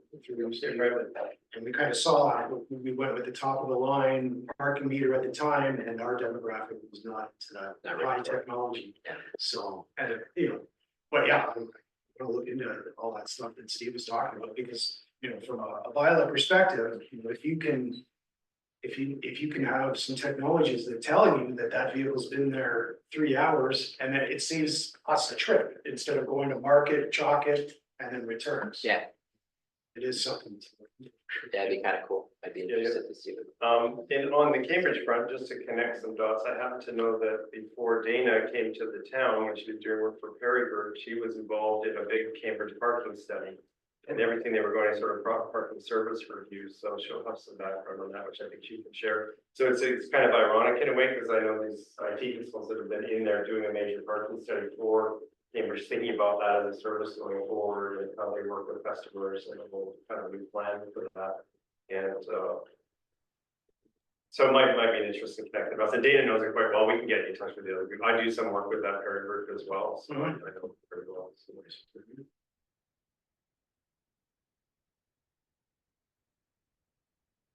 go ahead. Steve, through you, well, to you, Yeah. Could you possibly get any representative from any of those groups to come up and Oh, yeah. chat, or even through Yeah. Zoom or Oh, yeah, something? definitely, yeah. That'd be Yeah, we great. can do that, yeah. Just to Yeah. see. And even Dana's a great resource here now at the town. But another guy, Persona, was doing a lot of that work. And so we could definitely find a few. I think maybe one of the actions of today is just to think about, can we get some guest speakers and some people to either through the specific meeting, like the next one coming up, or something unscheduled, or whatever we want to do, right? Just to have information sessions. And it could be this group, and it could be larger. If people wanted to dial in and hear what these speakers are saying, what people are talking about in terms of parking in Ontario, might be just to get a good discussion going around what are we really trying to do, and how do we do it, and what's the best way, and then get back down to cost too, right? Like, Yeah. it doesn't make any sense to, Can work the there's numbers. no real benefit, Yeah, go ahead. Just for you, Steve, too, Mr. Smiley. So when you put out an RFP like this one, and so what kind of, do they put together a full package of what this machine is, and like if you have three, it goes out to tender, you have three options. No. This is the machine, this is what it does. we get all that, like, we always know the RFP goes out, but I never see what comes in because it's staff who deals with it, Yeah, right? So no, what, exactly. And what's I that? don't have a lot of information. I did speak with Kim Cruisen, Right. the procurement person here, and she gave me the information on what it would have and all that. Right, And I have heard from, Precise and Hotspot, some other parking contractors that we deal with, that the RFP was extensive, very detailed, several, I can't even remember. right, Too much, actually, so yeah, I've heard that, and we would, I'd like to simplify it potentially based on that feedback, so we can get, more bidders and not be right. forced to select, something that didn't work out, previously, I guess, but yeah, I think that's, I like the idea of having guest speakers and learning more. I'm happy to do some research and see what's out there. Yeah, it's gonna be a lot of work, but,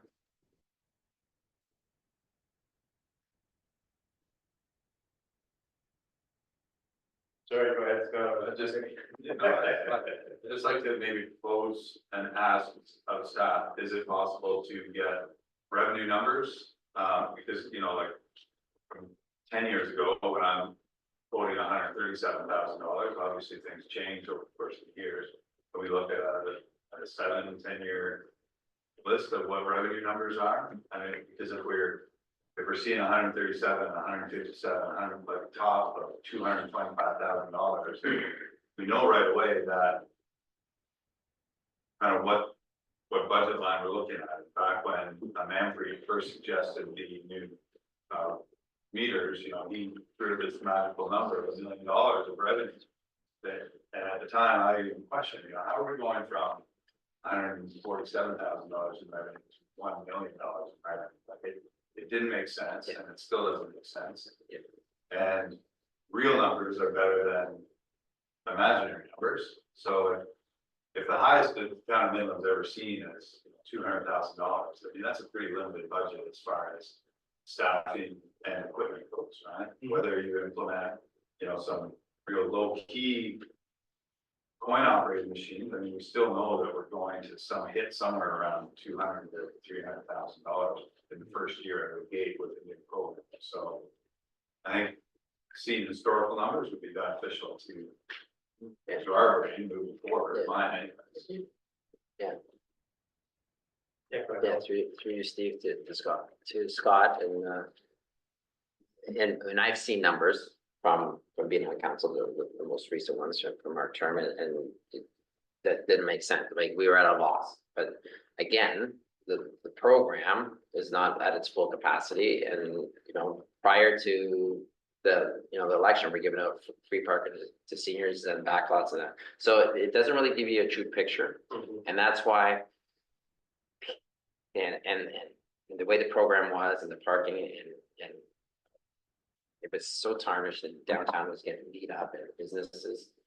Yeah, and by all means, the worst, like, I hated scrapping this, $600,000. That's not how I'm built, right? It's like you buying a $4,000 coffee machine and not trying to have it, and all of a sudden, or 10,000, sorry, 10,000, right? And saying this doesn't make good coffee, right? So, but you try to work with it, and because you just spent 10 grand on it, right? Yeah, so the last thing I wanted to do is we were just getting hammered by downtown, and I'd go downtown and I'd look at people struggling when they were, throwing their hands up in the air and not being able to pay. They wanted to pay. They're just like doing this. So this is the problem that I have with these meters, right? So, but it hurt me to say, yeah, let's get rid of these, put the Band-Aid off this. Can we salvage this? Let's do something. But if you cannot see what you're using it, right? Some of them, I said, but when in the sunlight, you can't see them. So at the end of the day, it hurt me to do that, but it's almost like I'm sort of almost here like running a business, and I don't want to lose money in the town, but I make money, right? So, but being fair, right? It's not fair to get a $25 or $30 ticket if you can't see the machine. Right? What kind of experience downtown is that? We're not, right? You're curious, your customers are curious, right? So get rid of it, take the hit, start all over. Hopefully we can come up with, you know, the machine that works for me and hopefully we can make money.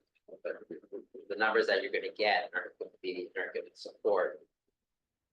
But if we get data on the usage of in certain areas, make that $2 or whatever that is, and get some of this free parking stuff that's going. That's kind of more the true number that you're gonna get, because if we're looking at historical numbers, we're gonna say. we shouldn't have parking going. And that's what I said all along, I said, we're $250,000 in the hole here, what are we doing? Spend our money cutting grass. I think so. Let's go ahead. Through you, Councilor Mayor, so maybe my request not only is money generated, but what also the expenses were. Because in a situation where we're not receiving the full benefit of a parking program, the cost is what's. So we know for the town, what we're spending. Machine, once a year, comes in machines, $1,000 there alone. Maybe get a cost of what a new low end machine is. Or is that, that was where 10-year program is that. Yeah, that's what the machines were. We'll know what it costs. Yeah, and I think Mr. Smiley was in quote a lot, fixing machines, getting training, like all, because of these machines, right? So if we can eliminate that type of problematic. For instance, on these machines, This that'll, request for what the historical numbers are, I've been generating a request for historical numbers of what it was to operate the program. Before the new equipment. No, I was just a officer of John. Flip book versus driving around town with a license plate reader. It'd be great. yeah. Through you, Steve, and to answer that question is, I did try to get pre-COVID numbers. But I don't think that data was available, like, for like revenues and so forth. Not sure, past, like what did we generate prior to the, but I think you would have most of the numbers anyways, right? Yeah, Or at a certain time. yeah, so you have the gross numbers, but you would you have the expenses too, and when you're on the BIA, you might have had that, yeah. So, but it's important, you're right, it's important information to have, for sure, but we're compiling this, 100%. Program's gonna cost $500,000 minimum. For a really simple 30 machines in high traffic areas. Is there any way possible to generate $500,000? And I keep on coming back to the point is, why, if everybody's losing money in municipalities, why are they putting machines in, right? City, Toronto, Holland, really, why are they putting machines in? If they're losing More money? people, Yeah, they're making, and that's why we're putting. two million people versus 20,000. Yeah. Yeah, we're growing, there's. Yeah, but- Councilor Meredith, yeah, further to that, I think their bigger centers, Collingwood is Toronto North. Yeah. They do pockets that some of our local folks. Also, I don't know if anybody can answer this, or if anybody knows on the top of their head, but, does the BIA still commit money every year to parking? Because I know when I was on the BIA, we would, subsidize the parking lot. It wasn't a lot, it was $5,000 a year, I think, like, to subsidize, the free parking in the lots. I didn't know that. There isn't any, I'm BI. Oh, yeah, that's right, you are. So there isn't any in the budget anyways. Yeah, just to touch on, yeah, and that was part of, some of my frustrations. Scope of the parking system is minimalized by more than half paid parking slots, but projections from the state, so it's not to live up to this projection. Also, For sure. So this, the time check here, Yep. was to finish up at 4, right? We've got a little bit of us keeping at the end here. It's already been suggested that we need to formally accept the report, the information that's been provided today, and then as part of that, I think we can talk a little bit about, action items to do. Right, coming out of, what we just talked about now to try and get our heads around what actually we want to do next, and then that'll lead us into discussion on the next meeting date, so, does somebody want to move to accept the presentation that's been provided, the information that's been provided? So Is that that, correct? yeah, that would be part of the recommendation, and then if you have other action items that you would like to bring forward as well, we can make that part of the recommendation as well. Okay, So if you have wording that you would like to use as to what you would like action. So for example, it would be that you accept the presentation information and further that staff provide the financial information on the parking program for the last 10 years for revenues and operations. Mhm. That would be like example of one that sounds like you guys are wanting staff to look at. So that's what you got framed. If there's anything that you guys are gonna do, then you do, then you say that the committee review this and report back at the next meeting. So that's, you just have to kind of distinguish what you want Dave to review, and what you want the committee to look at. Right. And there's a meeting date at the end of July. If you feel that we need to meet before that, we can meet before that. okay, So you're not locked in on that one. August, just keep in mind Dave's on vacation for 3 weeks in August. That's why we tried to have it at the end of July. But if you feel that we need to meet before that to touch base, then we can do that. right. Sounds good, so what do we want to put on this list, you've got financial info. Let's call it last 7 or 10 years, we can add that, as some text, we'll get some notes on that, but what else do we want to put on this list? I think you talked a little bit about options. Option, yeah, I think that, is there data, I'd like to know, basically, through you, Steve, to Mr. Smiley.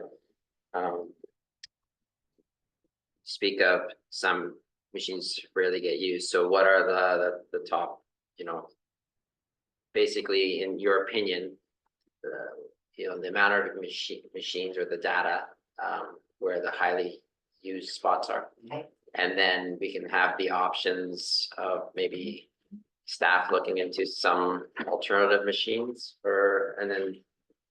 I'm gonna do my homework on, going out there and seeing what's out there in other communities as well.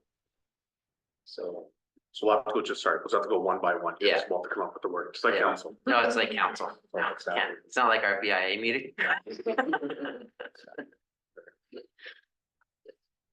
This is why I did want to chair. But yeah, they do that, you just have to read this. So council chair. Sorry, Councilor Meredith, you were wanting to know basically what parking machines and what areas were used Yeah. the most? The data that they use the most, that they Staff have review on hand. and provide. It would give us a clear number of, I think it will, I'm just, because I want to save taxpayers as much money as possible. On I what areas? obviously cancel that, but hopefully we still have access to that data. I do have a relationship with the guy, so I think we'll still be able to. Yes. Look at like past average.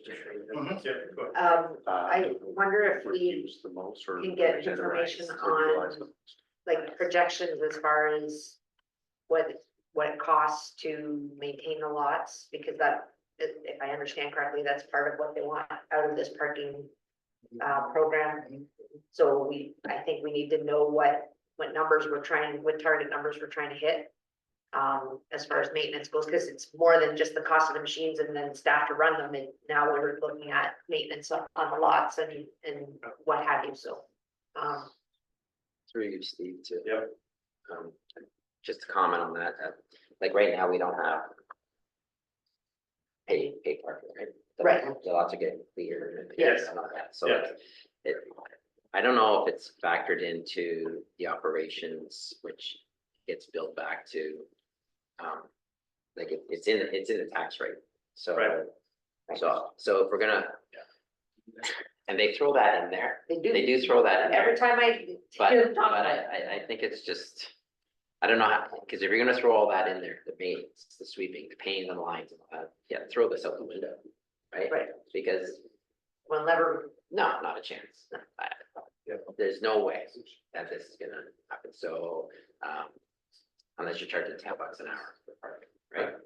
It's not gonna happen, so if we're factoring all that, cause operations, bills, culture and tourism, last year for butter charged $45,000. Like, that's how inflated is that? Wow.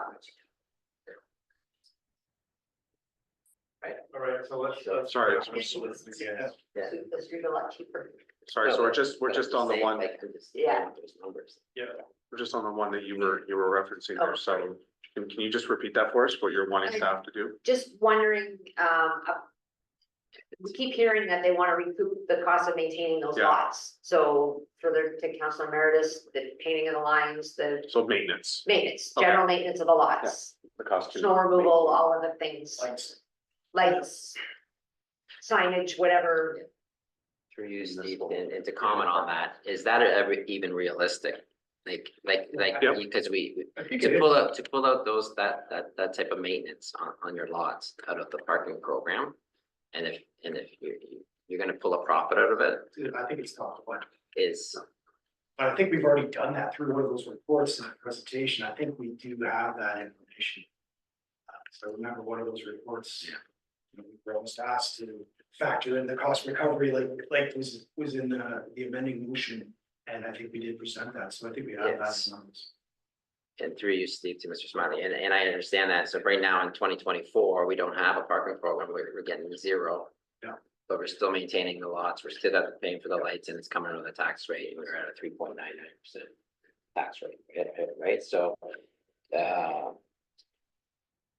So I don't know, over a year, that could be, $400,000 for the maintenance of those lots and snow removal and all that, could be more, right? So if on that number alone, if we're gonna go off that, yeah, We can't. right? Well, There's no we're way. not putting in the cost of plowing the streets, so you know what I mean, like, Plowing you gotta the- draw the line somewhere, right? Well, yeah, that's what I mean, It's so. just built in, yeah. So what I'm mostly concerned about is staff time, right? Court costs, whatever that, and the maintenance is.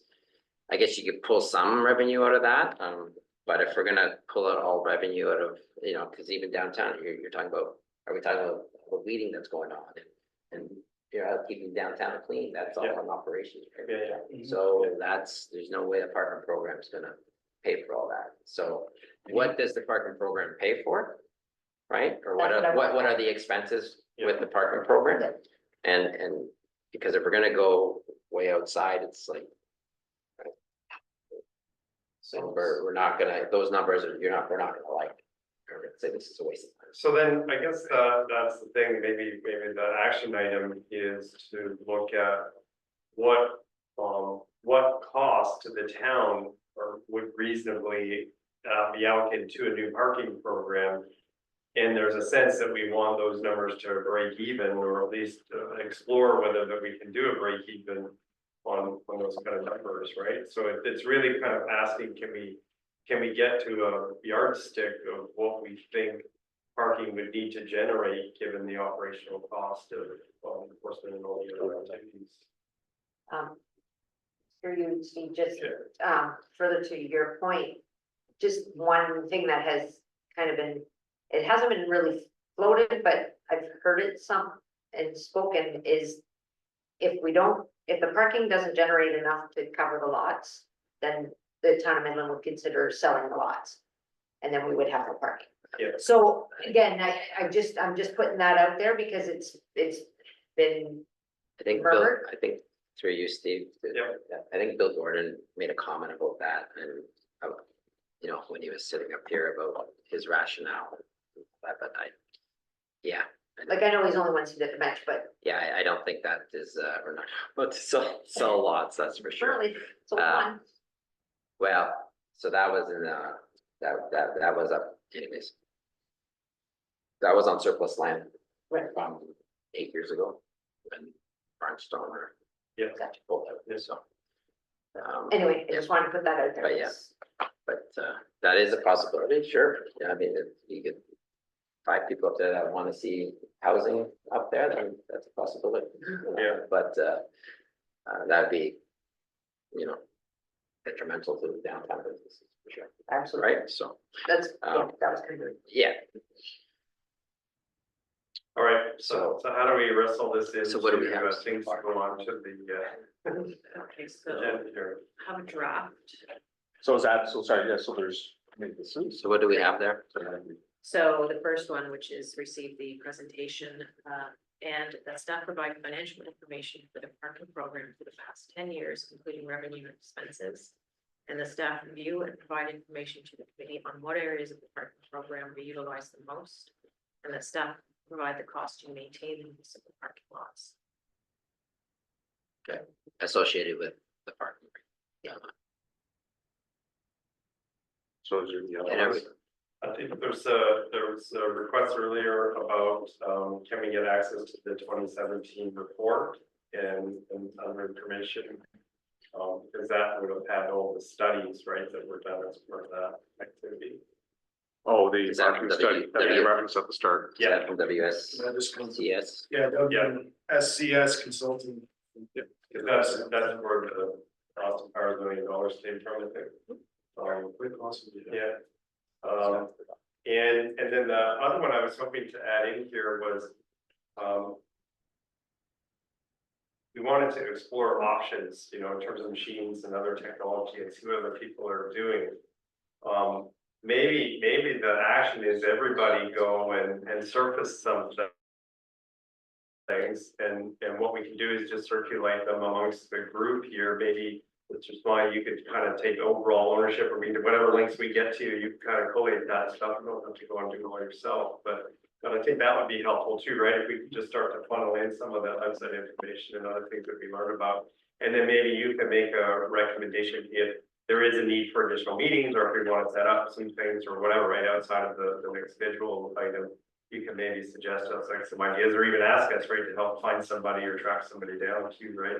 Because like the 11X guys, I know them, I don't work with them or if you haven't for like 10 years, but I do know them and I know the Peregrine people quite well too, right? So I've got some connections that can help, but I think just reaching out to amongst each other to try and figure out how do we, I don't know, for me in these things, it's always like, I like to be like that dog traveling down the country road with its head out the window, like the more information I can get and the faster you can get and the more farm smells I get, it's actually good. I like all that stuff. But it's good for, I think, for everybody to really, let's step a little bit away from the specifics of points or not, or whatever's on our minds, right? What's exactly happening with the post office is always on my mind. But you know, this stuff, right? It's like, let's maybe back out a little bit and just kind of look a little bit more at parking again and think about the purpose of this and where we want to drive this. And obviously there's the financial sense of it, but also what's the painting, right, that we want to paint of parking in the town, and is it meant to be welcoming, is it meant to be inclusive, is it supposed to be fun, is it just, you know, whatever it is, right, we should probably have a little bit of a story, right, around what we're trying to achieve with all this, and I think by getting some more information, that might help, right, for that sort of thing. So just on that, Mr. Chair, so just Yeah. talking to procurement kind of as the meeting is going on. Yeah. We have to be careful when we're contacting other vendors. So the direction can be for Mr. Smiley to have those discussions with Kim. Nothing stops us from researching other municipalities to see what programs they use, but to actually reach out or have sample machines here, we kind of open a little bit of a can of worms. So those discussions with Kim need to occur, and that can be the direction from the committee, is that, you know, staff have discussions with procurement about, you know, service providers and blah, blah, like you guys can come up with the wording, and then Dave then can have those conversations with procurement and then Yeah. report back to you. Yeah. And then if it ends up that she says, yeah, the committee can do ABC and not D, then Yeah. you guys kind of have your kind of scope on what you can and can't do. Yeah, and like it might be just fine to have guest speakers, but to put 5 machines in a parking lot somewhere is a whole other thing, right? Correct. So that kind of stuff, Yeah. maybe can help us keep some guardrails around that. Yeah. Sounds good.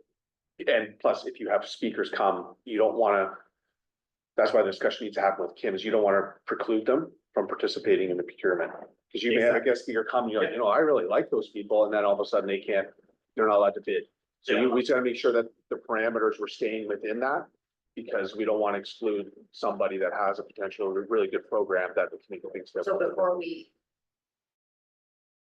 Sorry, Yeah, right. before we would ask somebody to come as a guest speaker, we need to go through procurement. I think that could be part of the direction, Okay, is that we have staff discuss that. okay, And then if we, if it's a go, we can provide that direction to the committee that, yeah, we can have someone come in. Then we can look to book that for the next meeting. So maybe if we quick, can we just sort of set it up so that any ideas or suggestions we're just running through Mr. Smiley, you can kind of keep track of those things and let us know and help us to make sure we stay in good space on that. Is that the right way to do it? You know, how you guys see the roles on your side of the table work?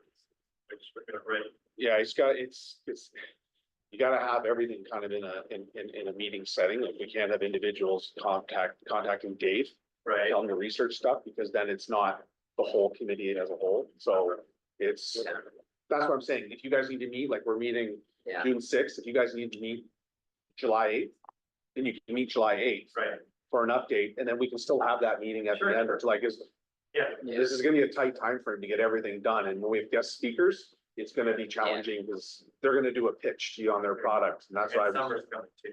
yeah, and vacations are gonna happen, so. If you need to meet more often, you can meet more often.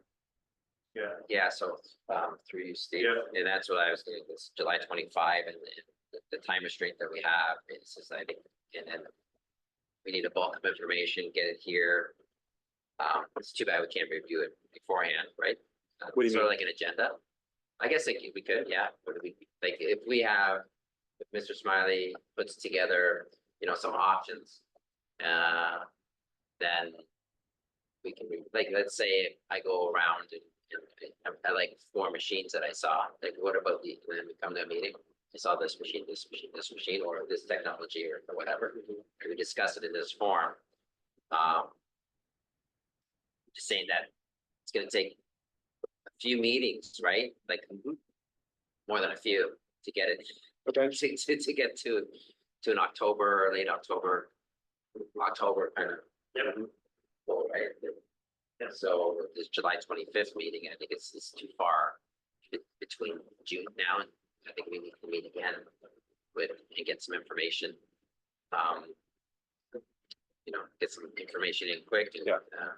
And then there with Sarah had a, Yeah, I'm just gonna say we should try and get through this motion first. Yeah. and then go to the next one. okay, yeah. do that For one, the okay. next meeting, yeah. So- Yeah, sounds good. I think what Steve was touching on there with the options and Yeah, so far. Go ahead, go. I'll just shut it off now. that's okay. If we get a note of those two, so make sure we got it all. to Mr. Chair, it just says that, so the first one, so staff provide, so you're first. So a good scope for it against staff provide the cost of maintaining those parking lots, staff should provide the committee with WSC as a consulting and parking study, and that staff have discussions with procurement. And I just have it report back to the committee with options, but what do you want? So what do you want Dave to talk to procurement about? Well, I think it's like to collect some of these options, and then, if we think about guest speakers, or we think about, initial rollout, how do we want to guide the conversation from a procurement standpoint to make sure that we, can get information to the group, but we don't take over into inappropriate. Seriously.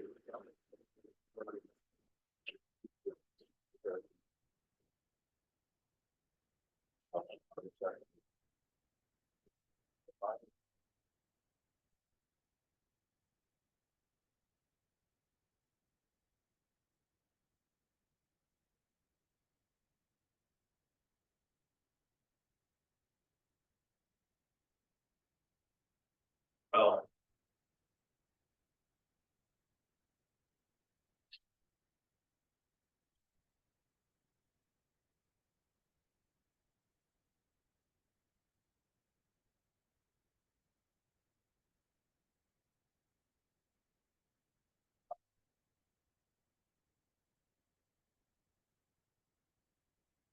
Some of this discussion, through Mr. Chair, it may result in CFO coming to the next meeting and may result in the manager of procurement coming. Yeah. Because it may be easier for them just to attend. Yeah. And then you can ask the questions as opposed to having a question and then Dave's got to go back and ask, For sure. ask him, so. Yeah, and there's some basic stuff too, right? If we're providing recommendations to council and it's up to them to do with that information what they want. Does that really preclude us at all from talking to vendors or other people, because it's all jump ball anyways, right? On the recommendations and the results, there's no commitment to in fact, there's no commitment to do anything with the information we provide to the town, right? Yeah. So we might be okay, or we might, just getting a sense of where the boundary is, right? Yeah. For us to be able to, yeah.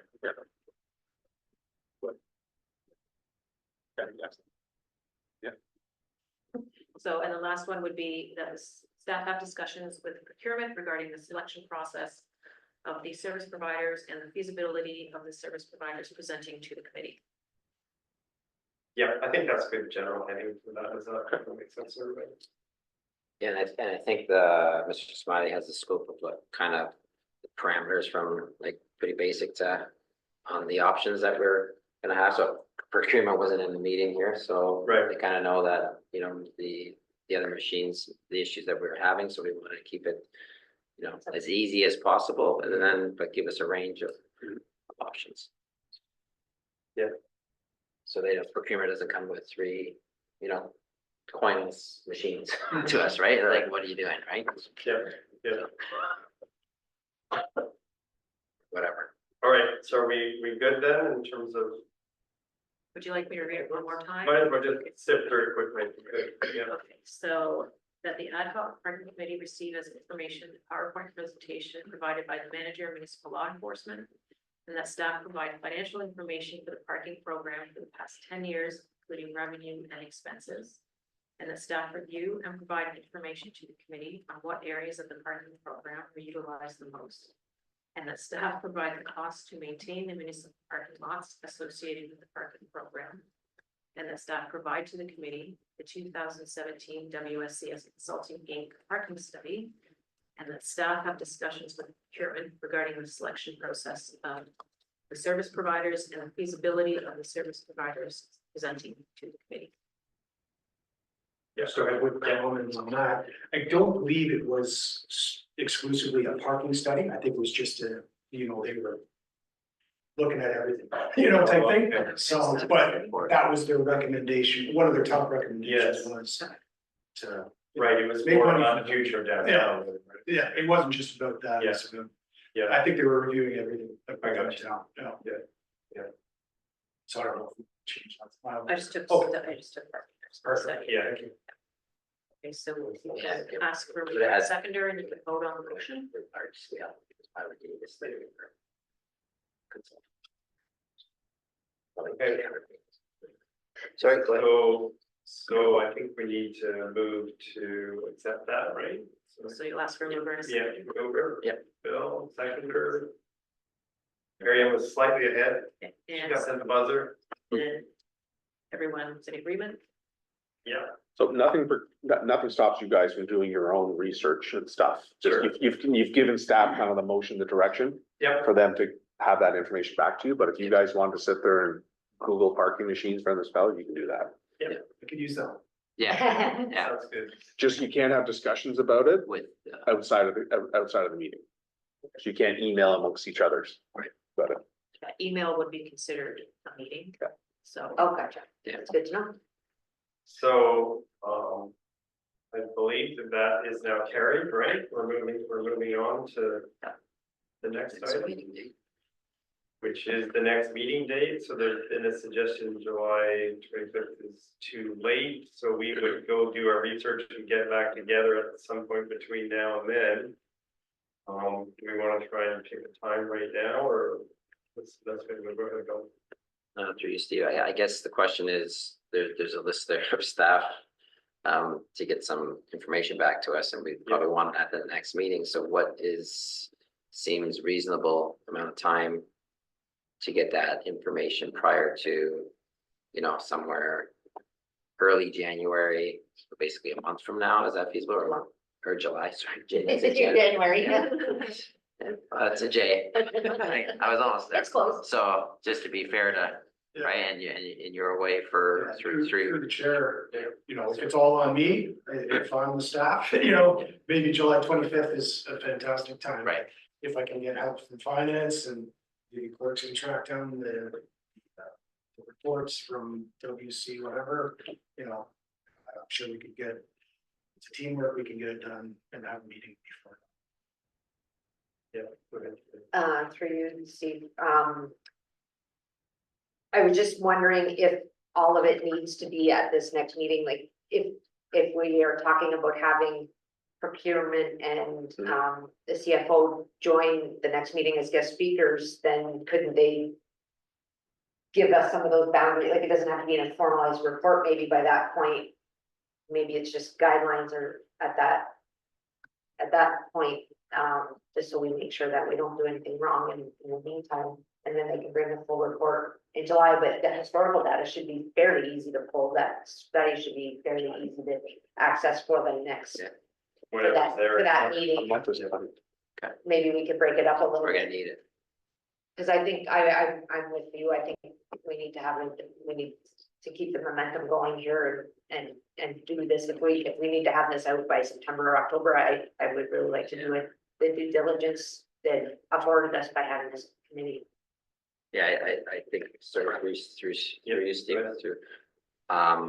I think that, because we're gonna need multiple meetings here. And as much information as we can get at this next meeting, instead of just kind of going over and over numbers and stuff, but the more information we can get off that list, if we can get it all, and what staff thinks, if a month, if we can aim for a month and from now, like some time in the first week of July. Aim for that, and if staff needs another week time, then you can email, or let's set a date. And then hopefully, and then the July 25th one can move maybe a week later after, depending on how the early July. It's the problem, get in July or August, everyone gets some vacation. So Right. that's why we actually moved it to Right, that date. to that July. date, so, So I mean, a lot of the task that's been assigned by the committee to staff in this in that motion. Is grabbing information from the other departments, Right. so a month should be fine. should be good. Should be fine, or so the time of the meeting would stay at 2. Okay. And then we would we'd have it on a Thursday, so it doesn't fall onto any other committee dates, so. Yeah. That would be July 4th. Yeah. So, and if we know that meeting is happening that date, we could then tell the manager of procurement, the CFO, hey, the committee's meeting on this date. Here's the motion that they gave us from the meeting on the 6th. Can you give us the information now, or can you attend the meeting? So we will ask them probably to attend the meeting. We'll still go through and get the information, but Sounds good. So, July 4th, any problems with July 4th? On the committee? I don't, I was just thinking the same thing. so far, so for me, yeah. Scott, you good? July 4th. Yeah, it's good over there, so. yeah. Well, I got one there. so that's good. So meeting here, I guess. So agenda items and, whatever of these materials that can come together, right, and be available, right? I'm not expecting all of that to necessarily be done, but whatever we get for that. And I believe the second part would be then for everybody on the committee to come in with their ideas and options and research results that they can share and get that out to the group. We may have some restrictions, maybe in terms of what we think from the procurement standpoint on that, so we might have to organize the agenda a little bit ahead of time to make sure we're on the right track with that, but I think it's a great time for everybody to do research and get the brains back together. So do we want to amend the meeting date motion to Thursday, July 4th, 2 p.m.? Correct. And I guess we're basically adding an additional meeting date, right, so we'll keep the July 25th one as well. Sure, that's way to note that. Okay, so I can amend it that the next one's going to be July 4th in addition to the July 25th Yep. meeting. Okay. Perfect, yeah, So if you want to call for a mover in a second. Yeah. and then- Bill's gonna move, or answer a second. Still searching. Everybody's good with that? Yeah, all right, we're done. and then just to share a little bit more on the agenda there. So when we the headline, the headers there can be altered, so if you wanted to change it to be like. Discussion on parking Yeah, machine. You can have that, and then it's an open discussion. Everybody can bring their information, then you can have a wholesome discussion about it, so. okay, So just if there's any written material or pictures or anything like that, just make sure you get it to Sarah by what date? The week before. Thursday. Well, that's when the agenda goes out, right? Oh, yeah. So you probably want it. So the agenda would go out on the 27th. If I could have it by the 24th. That's if you've got written and pictures and stuff. You Right. want to just bring verbally, then, you know, Yeah. obviously don't need to type anything up and provide it. You said 27th, you said, no, 24th, you said. Yeah, so with that, our final step here is adjournment. Scott's moving, he wants to get out, yeah. there we go, And the time. nope, and that is at 4:25.